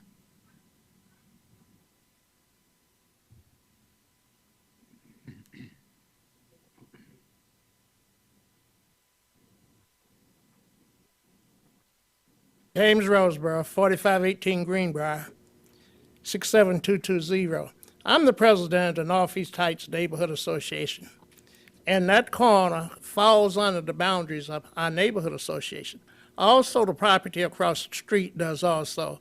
And I sit here today, and I've heard, I think, some untruths. I sit here and I look, we tried to develop the east side of that street, 21st and Oliver, for years. I've seen this go from a 4-story to a 6-story that's going to be out of whack with everything that's in that area. Another thing, our neighborhood to the west of 21st Street's got nothing to do with WSU. The hotels and the things that's planned to go in there, the 6 stories, that's not in our neighborhood. I'm here, I don't know what's right or what's wrong, and whatever the neighborhood wants up there, I'm for it. But also, I just want to say this. Take into consideration the property that the Marxes and the Gucci's gave up, that didn't benefit Northeast Heights neighborhood. That benefited WSU and maybe the city of Wichita. I can't even say if it's going to do that because there's so much building going up that street. It's not funny. You go all the way up the Woodlawn, they'll program another 120 departments up there. I go down to the north on Oliver, we got the Grove. You go up to K96 and you got something up there called the Loft. How many apartments do we want here in this city for university? We don't know if it's going to grow or not. I sit here and we fight. I get calls every month about somebody wanting to develop our neighborhood association between Oliver of Woodlawn and all the way down to Grove Street. We hear this. That is a nice neighborhood up there. I'm not against redevelopment, undevelopment. I just hope what's done is right. You can't take the Marxes and okay his property and not take Mr. Gucci's. I'm for that. That would be wrong.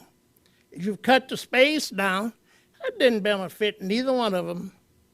And I sit here today and I'm just a little bit of appeal. You can go either way with it you want to, but please take into consideration that that neighborhood has been there.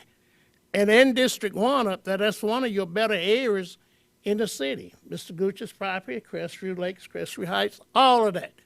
Now, if that goes, how long will it be before somebody else will want to come all the way down Oliver? They're already looking to come into Roosevelt, Yale, and those streets up there, wanting to develop. So somewhere we got to put a stop. Not every corner needs a commercial development. And I stand for any questions. Questions for the speaker? Mr. Bailey. Do you realize that we cannot consider the Gooch property because what we're asking is that one, and he has the right to come and apply and work through the MAPD and do the same thing. Whether we do the same thing, I don't know, but we're just only to consider the property that's in front of us today. Sir, I hope you understand what I was saying there. I'm sure that he will come in on his own. But also, I don't know, might as well jump 2 guns and approve both of them at the same time while you're in here. We cannot do that. We'd have to send out separate notifications, and there's a lot of stuff. Now, if one person owned the whole land and wanted to do that, yeah, we could have done that, but not unless the 2 parties get together and under one ownership that they could apply. I understand what you're saying, and I agree with you on that. Okay. Additional questions for the speaker? Thank you, sir. Appreciate that. Anybody else wants to speak on this issue?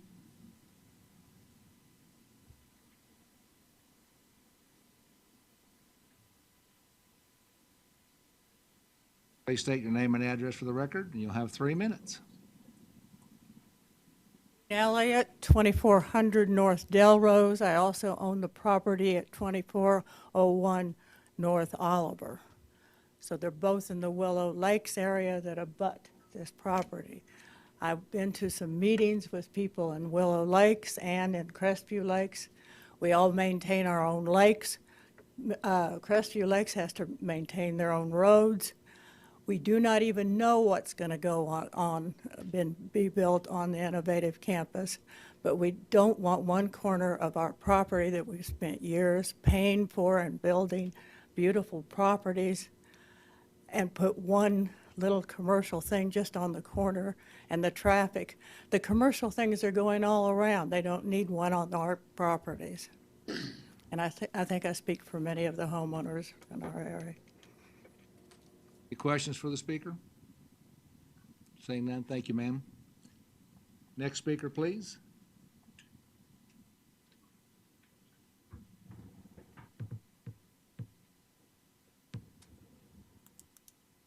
I'm Craig Tolson, live at 4 Crestview Lakes. There is a map. We are actually here, the second lot, behind or just adjacent. And we still have lots of concerns that were voiced when we objected to the first application for this, and that being safety and automotive problems, bicycling problems, foot traffic, the increase in noise pollution, and privacy. As you can see, well, you really can't see it here. The reduction, as the street has been improved, it has affected both properties, but it also affects the foot traffic. I heard a statement from the developer that had proposed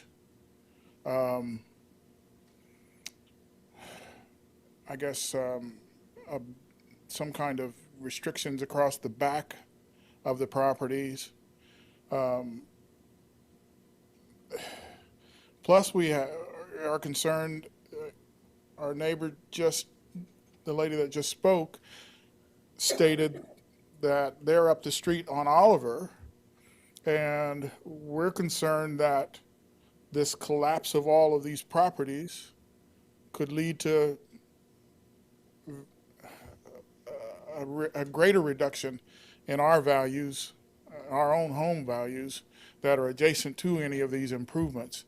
We are, at this time, one homeowners association, one large homeowners association, or at least all of us here, and it goes on down to adjacent to the Willow Lakes properties. And so far, that is what we were preferring. And like Mr. Roseborough said, this is an improvement for the university and not for us. And we have not had any offers from the university for any assistance to improve us. So we would like to see improvements, but we would sure like to be involved. I think a little more than just let's come in and take land. Questions for the speaker? Richardson. Sir, are you speaking in favor or against this rezoning application? I am against it until, I'm going to say I'm against it at this juncture. Okay, I understand the concerns of RIP and the Marxists, but it appears to me to just be a dollar chase that does not do anything but negatively impact the rest of our association. What type of improvements were you referring to when you said you wanted to see?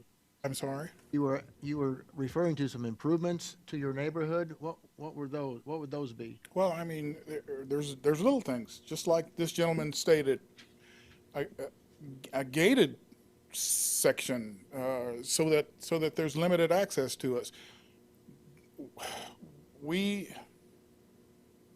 Well, that and other things, but I didn't formulate any kind of list, except that I tried to review the items that were forwarded to us, that were offered to us as use for that land. And I don't know, I don't consider them as an improvement. I can't say that looking at these, I consider them as an improvement for the area. Additional questions for the speaker? Daley. Several speakers have mentioned gated. Why do you think gating would help you out with this particular rezoning? If what we are seeing is an improvement by the Wichita State and the influx of lots of personnel or people, for hotels and restaurants and I don't know, whatever else is planned there, that this is an open road right now, and folks could walk in. There are I guess we have seen that foot traffic cause us some issues with vandalized properties and that kind of thing within the last year or so. And I don't know what's causing it, but I have to assume that this is part of what we're going to see with an increase of foot traffic and drive-in traffic. Do you have signs that say this is a private road? Yes, it's all posted. Okay. Yes, it is all posted. But we still have issues. Road trespassing. Thank you, sir. Appreciate that. Very good. Anybody else like to speak on this issue? Sorry, ma'am, you've already spoken on this issue. Is that another one? No. I'm sorry. My apologies. I'm getting old and confused. That's quite all right. My name's Marianne Hoptimari. I'm 2525 North Pershing. I live in this area, and I don't know if I can directly explain. Where's the mouse? Here. Okay. I think, is this Crestview Lakes here? Okay, Crestview Lakes, the second one. Okay, and the two entryways, right? Okay. Well, just to clarify at the beginning, I am opposed, as it's stated in this proposition, for this addition right now. The reasons why: one, it's going to increase traffic. Number two, it's not advantageous to the Gooch's property, which is located here. Because of the sound impact, the increase in traffic, there's going to be a lot of increased access way. Currently, I have lived in this neighborhood for many, many years, over 60 years. And being in this neighborhood, especially with WSU games and the traffic that goes on, I live in Willow Lakes, which is right just, I guess that'd be north of here. Every time there's a game, you see traffic going here, out. It becomes like a speedway for WSU traffic, okay? Also down Oliver, you can even with the new additions here, it's like a speedway down Oliver. 8 o'clock traffic, people going to school, people coming in and out. Even since the Grove, this traffic is up. Sometimes you can't even get across unless, even at the crosswalks. I live coming off of 25th and Oliver here. It's very difficult to make a left-hand turn. You can't make a left-hand turn until after 9 o'clock. If you're talking about putting in a shopping center or some sort of food beverage thing, we already have plenty of them on the WSU campus. And they're already planning more of those things. We don't need more in a residential area that is very a very nice residential area. If you ever go and look, these homes are beautiful in here. This is a very nice residential area. It's almost like a secret oasis. Okay? You have nice homes in here. People have spent their lives enjoying this area. I take my grandkids. We walk in here. We have the ducks, the geese. It's a beautiful neighborhood. And in many ways, would you want something like that up by Rock Road and some of those really nice areas? This is just as nice an area. And we value where we live here. This is a place for family. You don't want some, even though the Marks have let this property go down, it's still a very nice residential home or a residential area that could make this area even better. Excuse me, ma'am, your time has expired. How much time do you need? I just want to let you know that I oppose it as it's stated right now. This is a very nice residential area. Keep it a family area. Questions for the speaker? Seeing none, thank you. Next speaker, please.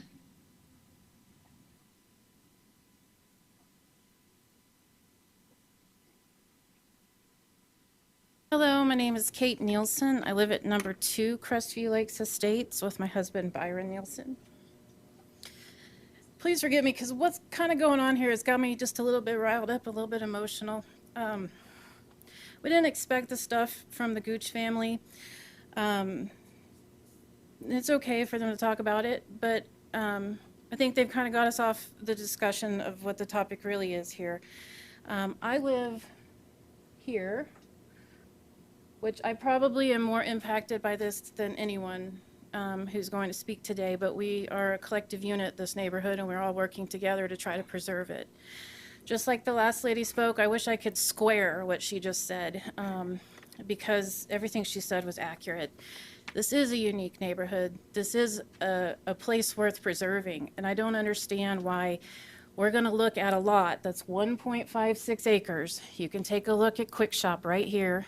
As far as where can something fit, something can fit in that space. So to have this discussion of let's unzipper the neighborhood by going from here to here and then next here and then this poor guy that just moved in, Mr. Lutz, it's just going to lead to a destruction of what is a very nice neighborhood with a great history. Some of these homes have architects and amazing histories. We have a neighbor that can speak to that. I had a lot of things I was going to say, but this kind of derailed me. At a fundamental level, I have a problem with a property owner who lets their property become dilapidated and does this process where it gets drawn out, all for their gain. This is a question of greed, is what this is. We have tried to come up with solutions. Anyone in this room find me an MLS number on this house ever? It doesn't exist. The representatives will tell you otherwise. That is untrue. They have not tried to sell this property. I think it deserves a chance to stay residential. Why can't we do that? Like I said, this whole thing kind of just derailed me. One thing I do want to say as far as this right in, right out stuff, that is a huge problem for our neighborhood, and what everyone's talking about is if you come right out of this property and you don't want to go right, what are you going to do? You're going to travel down here, and then you're going to come in here, and you're going to turn around in my front lawn, like they drive on my lawn. We think a guy who was stealing from a house down here get top-ended on masonry in my driveway right here. He dug a hole in my driveway with his tire trying to get unstuck from my masonry. It is a problem, and it's going to get worse. And that's why they're talking about, the developers talking about considerations for paving. That is helpful. I will admit that is helpful information. And my only one last thing I want to say is if this were to happen, it will be a requirement of me, my husband, my family, that there be a stone masonry wall there. Landscaping alone is not going to do it. Any questions? Questions for the speaker? Thank you, ma'am. Next speaker, please.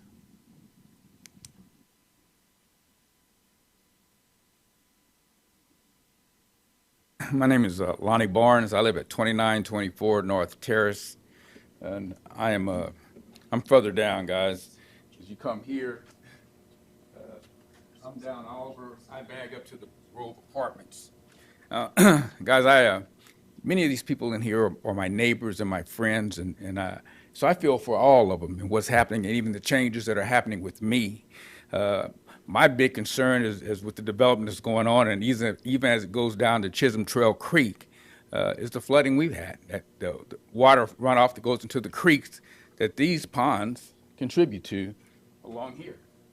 Each one of those dumps into their pond, and eventually to the creek. Sir, we can't record what you're saying when you step away from the podium. I was trying to look for your mouse, but I didn't see it. But okay. Oh, okay. Okay. Well, it might be. Okay. Okay. So these ponds, all of these, eventually dump in underground.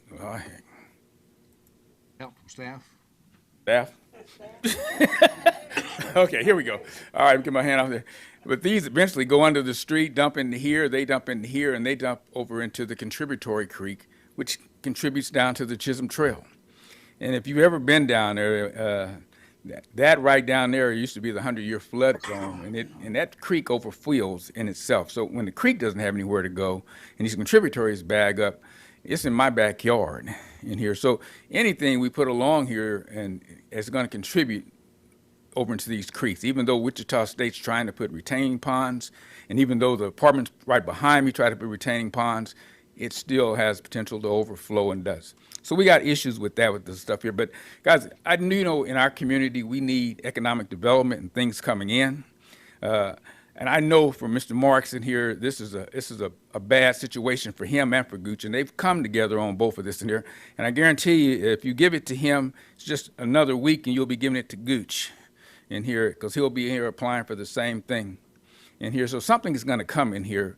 So there's going to have to be some overlays of some nature of what does come into that area. But you do want economic development, because everywhere around our city is grown, except for our northeast area and around this Wichita State. Every neighborhood around there, because I have property in all of them around Wichita State, it hasn't grown. Jobs have gone away and everything else, so we have to start bringing some things back in there. And when you okay for these guys to put across the street over here a 6-story building that's going to be pretty much student housing, where do you think they're going to go? What are they going to do? So people will start bringing, whether it's entertainment or restaurants or anything else, it's going to start coming up and down 21st Street. You can't go down the cemetery, and it'll be there. So it's going to go that direction. So I just think you're going to have to put some overlays in here. So if you're asking what I'm in favor of, I think I'm in favor of giving it to him, because you're going to give it to him next. It's coming. But you're going to put some overlays in there with the things that which come. Additional time, sir? I'm pretty good. Thank you. Any questions for the speaker? Thank you. Next speaker, please.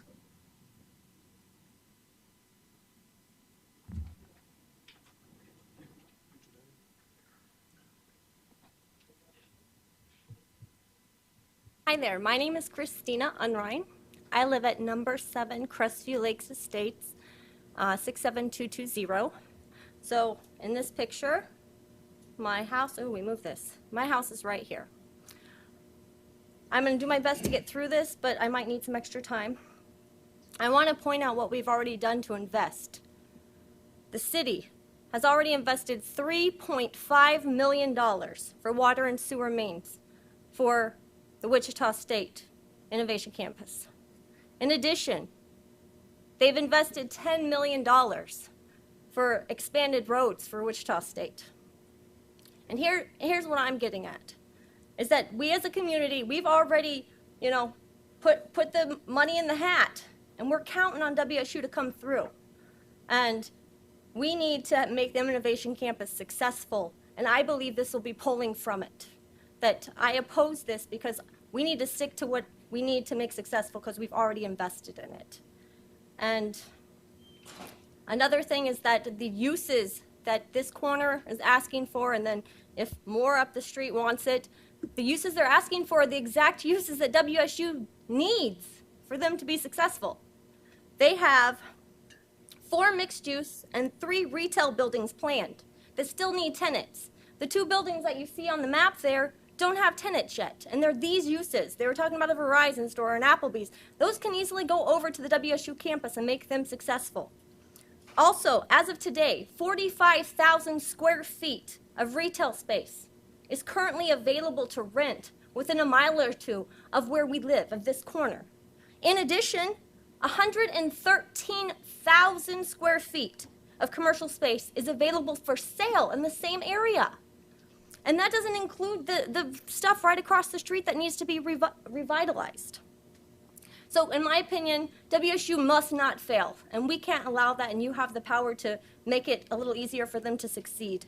It's in the public's best interest to delay this development, and to directly go, anything that directly opposes what WSU needs for their development, I don't think that's in the public's best interest. We need to utilize the investment we have already made, and the golf course for us, it's already been demolished. It needs to be finished. It's torn up. It needs to be finished and look good and revitalize our neighborhood in some way. So the way I picture this, I'm going to give you a scenario. It's like we're making a cake. We went out, we bought all the ingredients. We did everything we can. We're already stirring the batter. It's coming to fruition. We need to bake the cake. And if we don't give this cake, WSU, time to bake, we may only end up with batter. How much time do you need? Another minute or two? 1 minute. Okay. If you don't see it this way, this is what I would ask. I'm totally against this, and you know that it'll go up to the next property. But if you have to rezone this, because it's in your mind that you should, then for the quality of our life, we would like large lot privacy, a decreased sound, trash and light. This is what I ask. No windows facing residential above 10 feet. Also, an 8-foot masonry or decorative concrete wall is required next to all residential properties, along with limiting the operating hours to be closed between 10 p.m. and 6 a.m. or something similar. And we do want to discuss things, but really what we need is an ideal plan.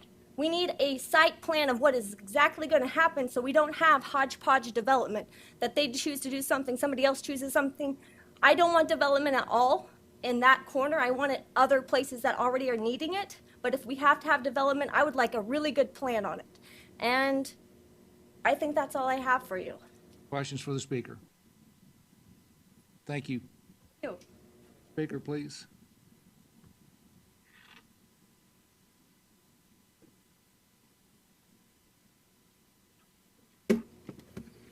Hi, Steve Falke, number 3 Crestview Lakes Estates. I am the president of the Crestview Lakes Homeowners Association. We are 16 homes, 10 around the lake and 6 right along Oliver, including Mr. Gooch's property right next to the property in question, and all of those you've already heard from. I'm just going to echo the sentiment of everyone here, and especially what James Roseborough had to say, someone who's dedicated his life to volunteer service to our community. Northeast Heights neighborhood currently doesn't have commercial property in that 1 mile section between Hillside, between Oliver, between 21st and 29th. It is a gorgeous neighborhood. I do agree with the Marx's statement that allowing,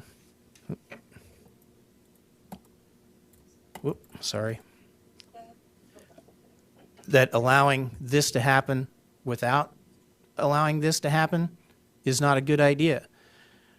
But when does it stop? Where do you go? The lot right next to them has been dilapidated and vacant. We've already had issues with, by all rights, it should be a condemned piece of property. It's as if all 3 of these properties have just been sitting and waiting to see when they can capitalize and make money off of turning their properties to commercial. So I think what Christina said about us having a plan in place, if you deny this petition, if that gives us a year to make an actual community plan for the area immediately surrounding this, and it gives WSU that much more time to finish their development, I think that would be a very good thing.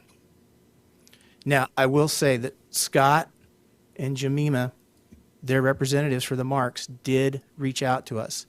They did meet with us, and they did make some concessions. The gating, I think, would be absolutely essential because they do turn around in Kate and Byron's yard. It's crazy. We have deliveries for people on Oliver that come in our place. So, I think the concessions they made were worthwhile. I don't think the timing is quite right. Any questions? Questions for the speaker? Thank you, sir. Oh, excuse me, Ms. Richard. You bring an excellent point about a plan, and someone talked about a 21st Street corridor plan. I don't know whether it actually includes the properties along 21st here or not, but regardless of what happens here today, I would encourage you to work with the neighbors and perhaps with the city planning department.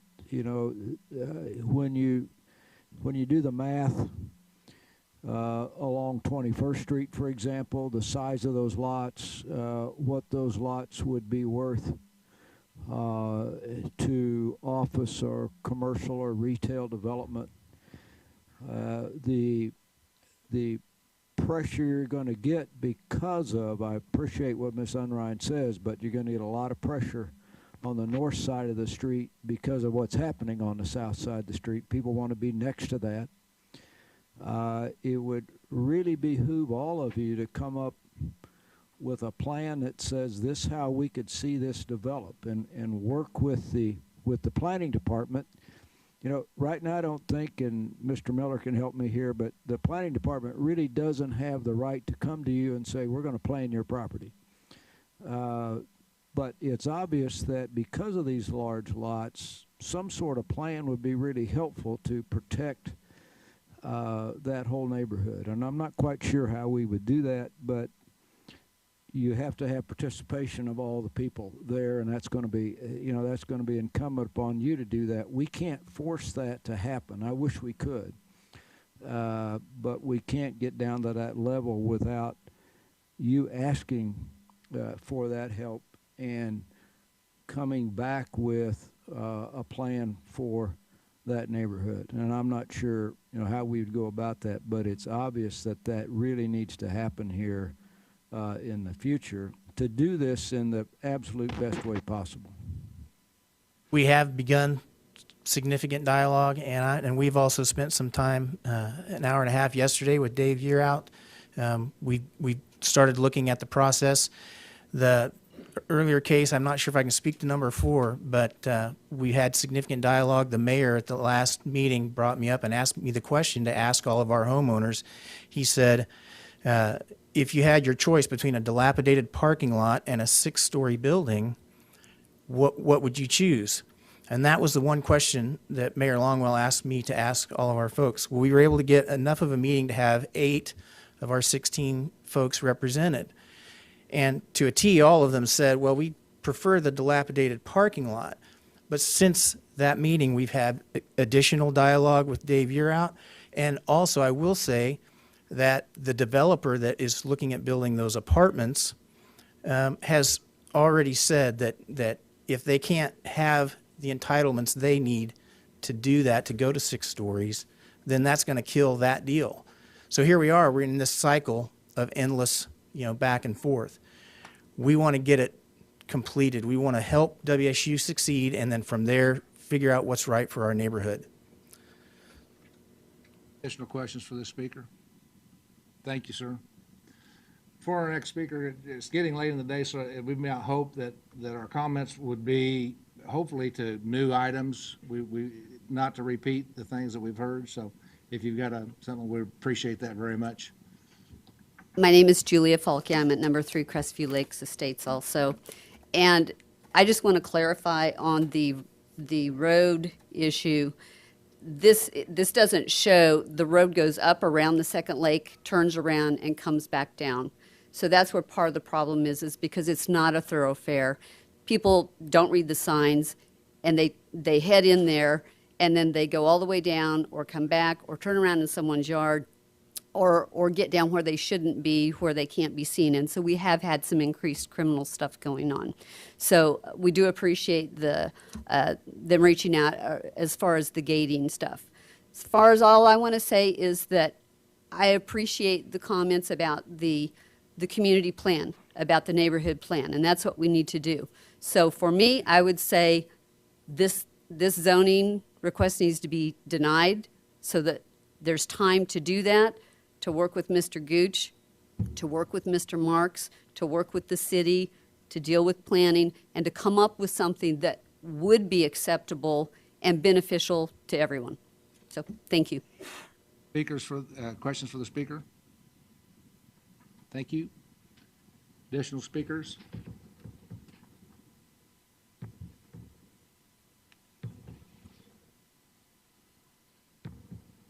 Scott Langenberg, number 5 Crestview Lakes, Wichita, Kansas, 67220. I'm the treasurer of the Homeowners Association. Like we said earlier, there's 16 houses in it. We pay for our roads, we pay for our lakes upkeep, no help from the city. The city has helped us in regards to drainage with the 21st Street and Oliver project. It has helped. We still have issues with long-term as far as the watershed goes. I just wanted to kind of let you know that I think the choice is clear today, that you need to decide between looking at denying 11 now and coming back later or not.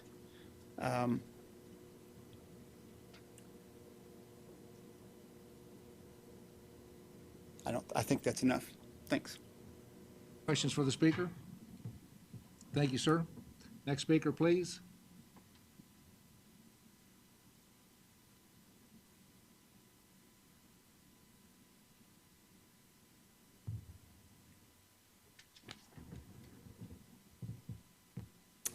I'm Jemima Wanja with Jemima International Realty, and I represent Mr. Marks. And I am in support for the approval of the zoning, and the reason being that it supports Wichita State mission of a brighter future by providing both students and non-students goods and services that complement their daily activities.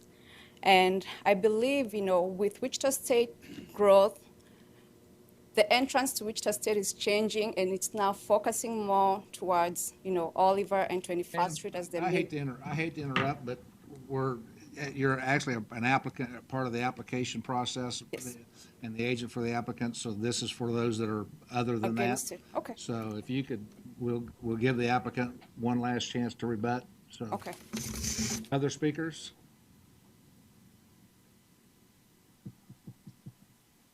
Okay, seeing none, agent or applicant, I'm not who's gonna speak for this might be your time.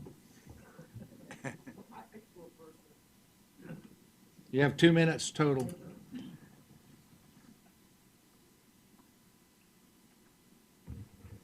Thank you for the opportunity to address the property at 11 Crestview. I live at 4414 Ironwood here in Wichita. And thank you for the Planning Commission to hear our case. I know it's been a long day. And also to Scott and to Jemima International and Caw Valley for taking the extra effort to get this project to where it's supposed to be.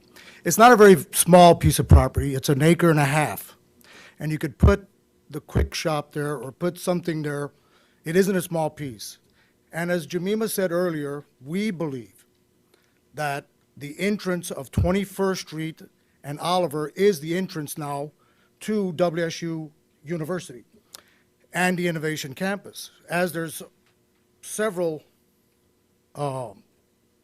entertainment districts going to happen there and hotels and stuff like this.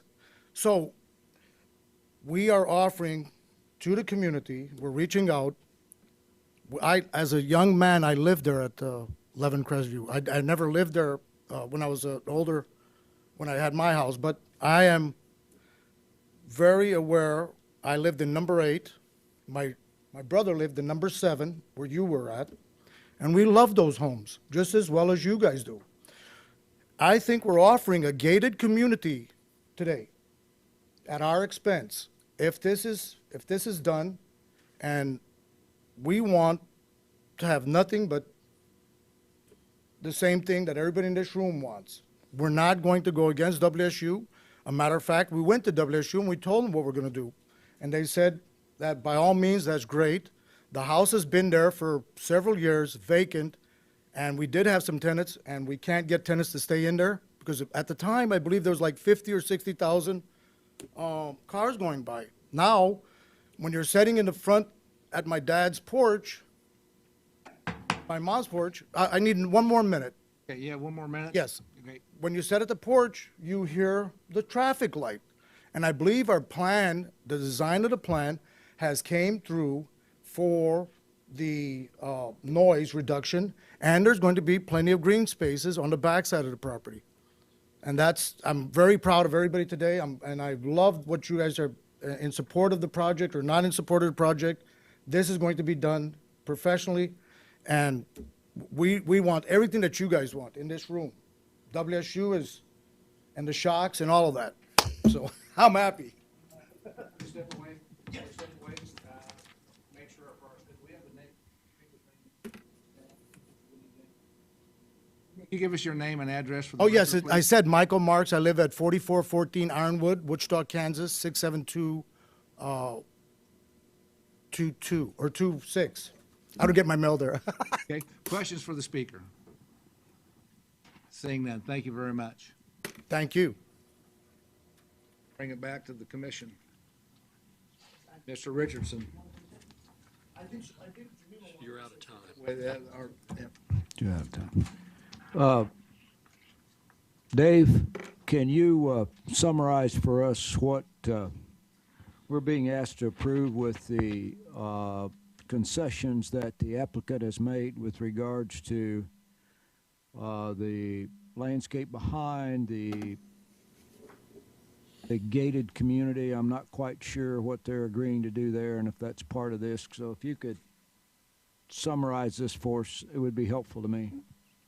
Well, and I'm going to also punt a little bit to Dale to help me through on this, but I would say based on everything that we've heard, when you couple in what we've proposed in the protective overlay, the only other thing that's been added to the table would be the idea of a masonry wall along the north and west side of the property where it abuts residential, which would be along this area. Now, the odd mix, and I will share with you, yes, one of the earliest calls that I received on this application was from Mr. Gooch, who shared with me the history.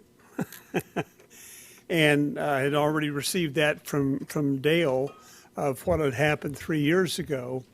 But he was asking, well, can you just include us in the rezoning on this case? And I said, no, we don't have that power to do that. The application came in on the Marks property at this location, and that has to be processed by itself. Legal notices were published on just this property. That became the substance of the ownership list and the written notification and everything else. So how you might incorporate the idea of expanding an overall plan for the area for this application, I don't think you can do. So I really think the only thing you could add would be add some additional restrictions in the protective overlay, kind of like you would do on a CUP about a masonry wall if that's what you really feel was necessary. Obviously, you also have the right to recommend that the rezoning be denied. That's an action that's available to you as a commission. As far as the idea of the other improvements of providing additional security to the Crestview Lakes Homes Association and their private roads that are in the Crestview Lakes area, I don't think we have a legal leg to stand on to tie that as a condition to the zoning application.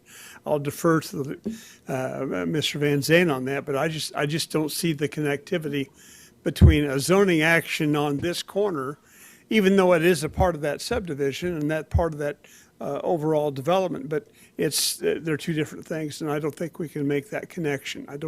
Because you're dealing, if this was all private or public roads, we might have a little more off-site improvement ability to deal with other public improvements, but not on private streets. So now, whether that clears it or makes it muddy or not, Mr. Richardson, I don't know. But well, the applicant also said he's willing to give up the circulation behind. That was not in your. Well, site plan approval, we didn't get into site issues within the protective overlay. And I don't know if historically, Dale, whether we've done that kind of stuff or we've addressed circulation issues as part of a PO.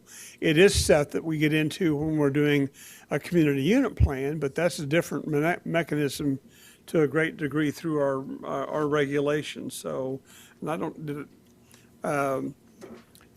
and the circulation, in all honesty, now, there were other concept drawings that were floating around and apparently made available that talked about additional accesses off of both Oliver and 21st Street with drives that were behind the buildings. That's not what's shown here.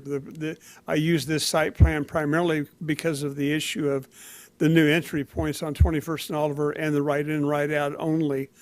Everything else would be internal access through here. I don't know to what degree you want to tie a future site plan approval. One of the things that we shared with the neighborhood was the fact that even though we don't do site plan approval through the zoning process, when someone walks in for a building permit, there's all kinds of standards on the books and issues that have to be addressed with respect to drainage and circulation and access and landscaping and screening and buffering and all kinds of things that are done through the building permit approval process before there ever are building permits issued, but not at the zoning level, and that's kind of where we are right now. But the protective overlay says there will be a site plan approved by the Director of Planning, correct? Yeah, it did do that, so we could, if you wish to address some additional stuff, you could add that in there. Johnson. This is a staff question, and I don't know, Dale, we heard the case on the 2 lots 3 years ago. At that time, I think staff recommended approving that rezoning, or did they not? You did not. recommended denial. And so it was denied. Of course, we're 3 years later, and now staff is in approval of this. If Mr. Gooch come in with a property to the north, how do you think staff would look at that? Well, I mean, without speaking to a specific application, all I can say is legally we're required to treat similarly situated properties the same. And I would think even possibly the lot just north of it, which would line up, the north side of it would line up with the north side of the property that's on the east side of the street. I'm not going to commit, but that would be reasonable thinking. You can't because there's not a case in front of us. And what I remember about the case when we had it, the neighbors were highly opposed to having it rezoned at all for Mr. Gooch 3 years ago. There was a lot of opposition. Yes. Now today what I'm hearing, they're not in favor of the one, but if Gooch's property was attached to it, they'd be in favor of it. So I'm a little bit not knowing how that all handles that. Mr. Foster. Dave, you're going to have to bear with me here, but I'm going to get to my question. A few weeks ago, there was a public meeting specifically on this issue of infill. More than 100 citizens attended that meeting, and the very last comment from a woman really stuck with me, and that was, we need to seek to preserve those things that are good, those good neighborhoods, and do appropriate development. So as we've been looking at this, I've been studying the purpose of the various districts that we have in the zoning code. And the one I want to read to you here is neighborhood retail. The purpose of the neighborhood retail district is to accommodate very low intensity retail and office development and other complementary land uses that serve and are generally appropriate near residential neighborhoods. There are only two non-residential districts in the zoning code that actually say appropriate near residential neighborhoods. If you look at the purpose of the general commercial and limited commercial, they don't touch that. They speak to regional commercial. And they also do not touch upon, in this neighborhood retail, generally compatible with the local commercial or urban development mix in the comprehensive plan. So my question, was neighborhood retail, by the time you look at this protective overlay, why not consider neighborhood retail? In my opinion, the reason that and keep in mind, you have the wherewithal within what the commission does to take action to not recommend even the LC and go to a more restrictive zone, which would be neighborhood retail. The reason being is because you've got new LC zoning here. You've got LC zoning further on 21st Street. And for all practical purposes, what's happening at Wichita State's kind of an LC level of standards. So it's more an issue of looking at what's happening in the entire region rather than carving it out like it's an island unto itself. I understand your point about saying, well, if we ignored the improvements to 21st, if we ignored Oliver improvements, if we ignored everything else happening further to the east, then yes, this is a residential neighborhood. And in our zone, in my opinion, it would be more applicable if we were talking about something further east on 21st that is more surrounded, or further even north on Belmont, if somebody was in asking for that kind of activity. That's really more of an interior neighborhood retail type of a thing where you're really trying to say, no, if we're going to convert residential use to something beyond that, that's the first level of getting to where we're beginning to see a transition away from residential into commercial use. At this corner, it's just the feeling is that because of the improvements that have happened to the streets, because of what's changing across the street south, what exists across the street east, that corner by itself is a little hard to say, take it all the way back to NR.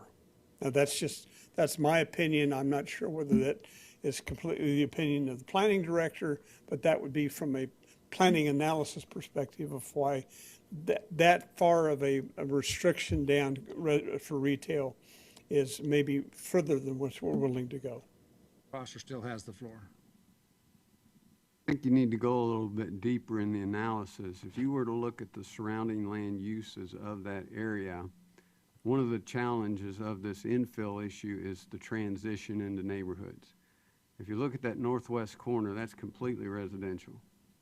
If you look at the northeast corner, you have apartment complex, you have commercial all the way around that. If you go to the Innovation Campus, completely commercial character. Same thing at the southeast corner. It takes you a while before you get into the residential transition. So I think it's very appropriate to consider the neighborhood retail there as it transitions into the residential. I appreciate Mr. Foster. He brings really good arguments that are well thought out. I'm in a disagreement with this one when I look at the area, and I think Mr. Gooch put it, this is commercial property already. It's based on the traffic that has come into the area. One of the reasons that I believe that these properties haven't been improved as residential is because of the traffic. It is an undesirable residential situation. So for my mind today, the question is, you know, is it going to remain residential or is it going to go commercial? I think light commercial is the appropriate level of commercial development that would go in there. So that's where I'm going to be standing. Mr. McKay? Well, I disagree with you. I think we're talking about having a plan. There is one. Hello?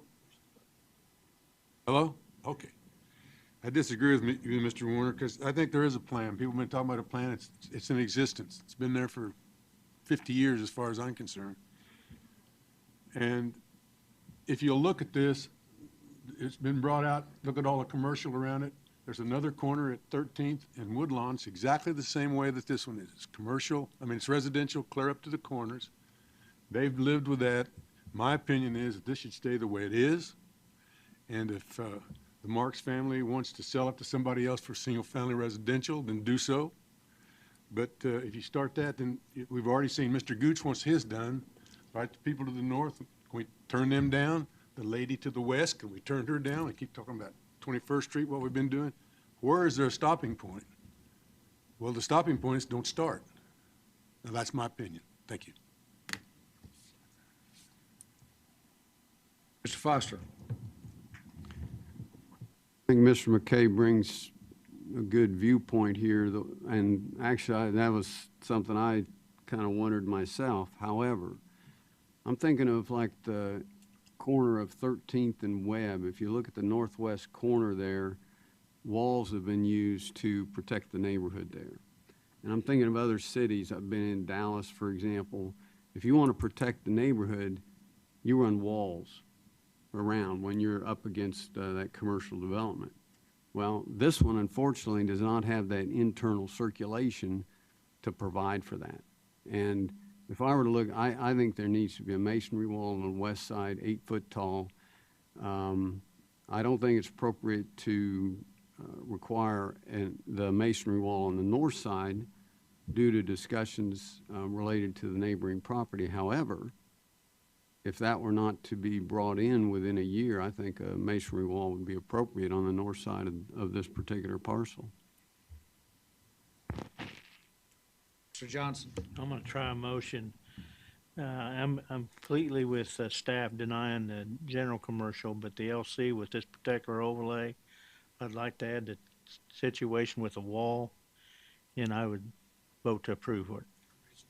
Masonry wall, yes. I would second that.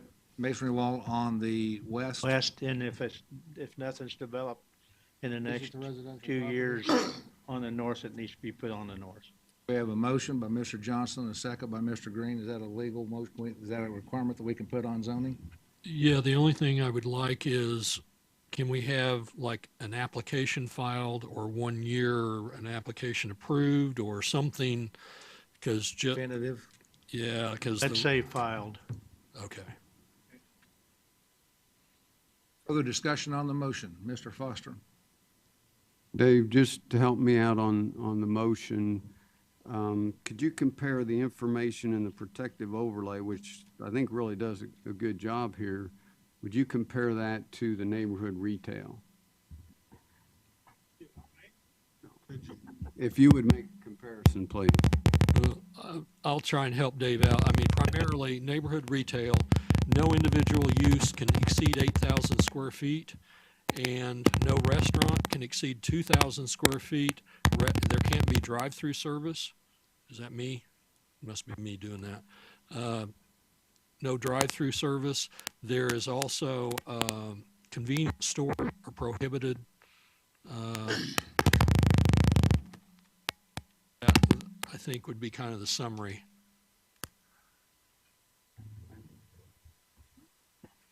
Mr. Richardson. So in essence, our protective overlay here is, by and large, done the same thing that neighborhood retail would do, I think. No convenience stores, no drive-ins, might allow a larger restaurant or a larger user, but you're going to be limited by the site because of that anyway. So I think we're doing about the same thing. We would be. Mr. Dewell. Just a question, if protective overlay limits what we're looking at, what type of viable businesses could go in there? what type of viable businesses could go in with what we're talking about?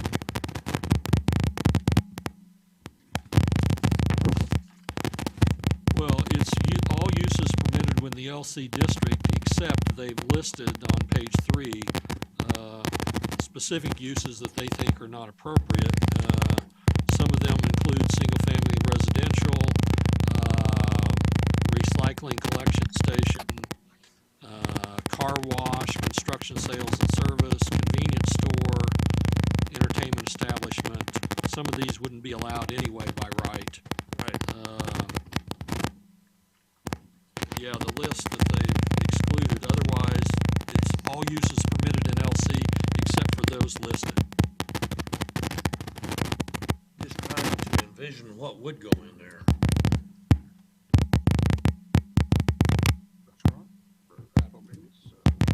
Mr. Foster? Mr. Jewell, I might mention to you, in the neighborhood retail for commercial uses, it lists automated teller, bank or financial institution, bed and breakfast inn, broadcast recording studio, medical service, general office, parking area commercial, personal care service, personal improvement service, printing and copying, restaurant, and general retail I mentioned. Thank you. But I had a comment here that since we don't know, and in our packet, I wish the staff would not just limit it to what they can't put in, as if they would tell us what they can. The problem is the staff report would be 10 pages long. If we start listing every use. Something's not yeah, Right. you're not working. Yeah, that's why we do the everything except. It's what now? There's so many of them, the lists of permitted uses, your staff reports would be 10 pages long if all we do is list the uses. We're trying to be streamlined in our, because you've got the staff report, you've got the zoning code that you can review the uses if you wanted to actually look at the ones, but the public can't. Yeah, let's They save don't that, see that. Yeah, let's save that for another day. Just wanted to mention that. Yeah. they can look it up. Let's keep our discussion to this item today. We can manage that another time. Mr. Foster? I'll just throw out a substitute motion. We go to neighborhood retail with the masonry wall and the stipulation related to the north wall that we've talked about. Now, I would appreciate some help from staff in the sense that that protective overlay has some really key things. Should information from the protective overlay be applied here relative, or is it necessary relative to neighborhood retail? Well, neighborhood retail isn't going to get you the 1.5 times landscaping in number 2. Number 3, the uniform architectural review is not required by straight NR zoning. Number 5 would be code. Monument signs, that's not included in NR.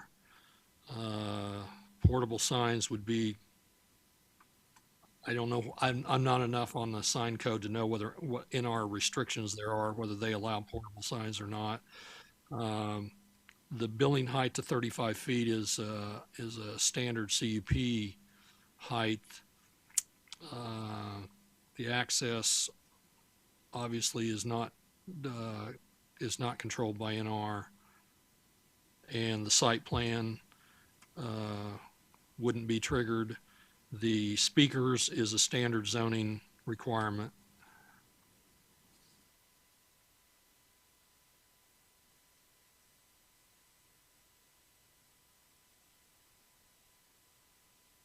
Do we have a second on the substitute motion? Not yet, because I think we're still forming the motion.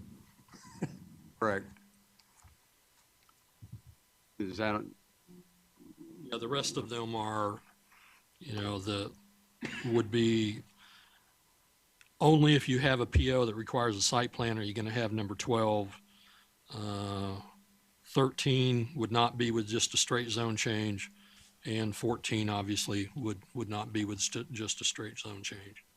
So I've noted 4 of the protective overlay items would then be included with the motion, and that would be item number 2, which is the landscape street yard that's mentioned. Then all buildings share uniform architectural character. Then the monument signage in item number 6. And then the site plan as mentioned in item 9. That's your motion? That would be We the have a motion. Do we have a second? Second that. Further discussion? Seeing none. All in favor signify by saying aye. This is on the substitute motion. Show of hands, substitute motion. All of the opposed? Fails. Go back to the original motion. Any further discussion on the original motion? Did it include the wall requirement adjacent to residential zoning? With the 1 year filing of the LC for the property to the north, or Those in favor of that motion, second with a raised hand. Those opposed?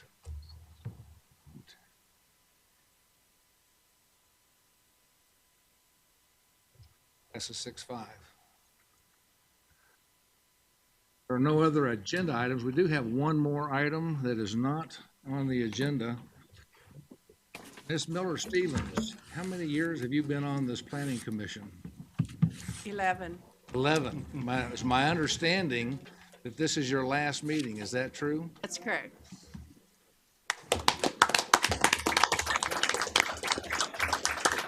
Thank you for your service.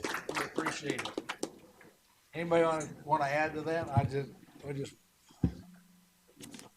For faithfulness in attending and asking great questions is super. Really appreciate that. Appreciate your service. What are you going to do?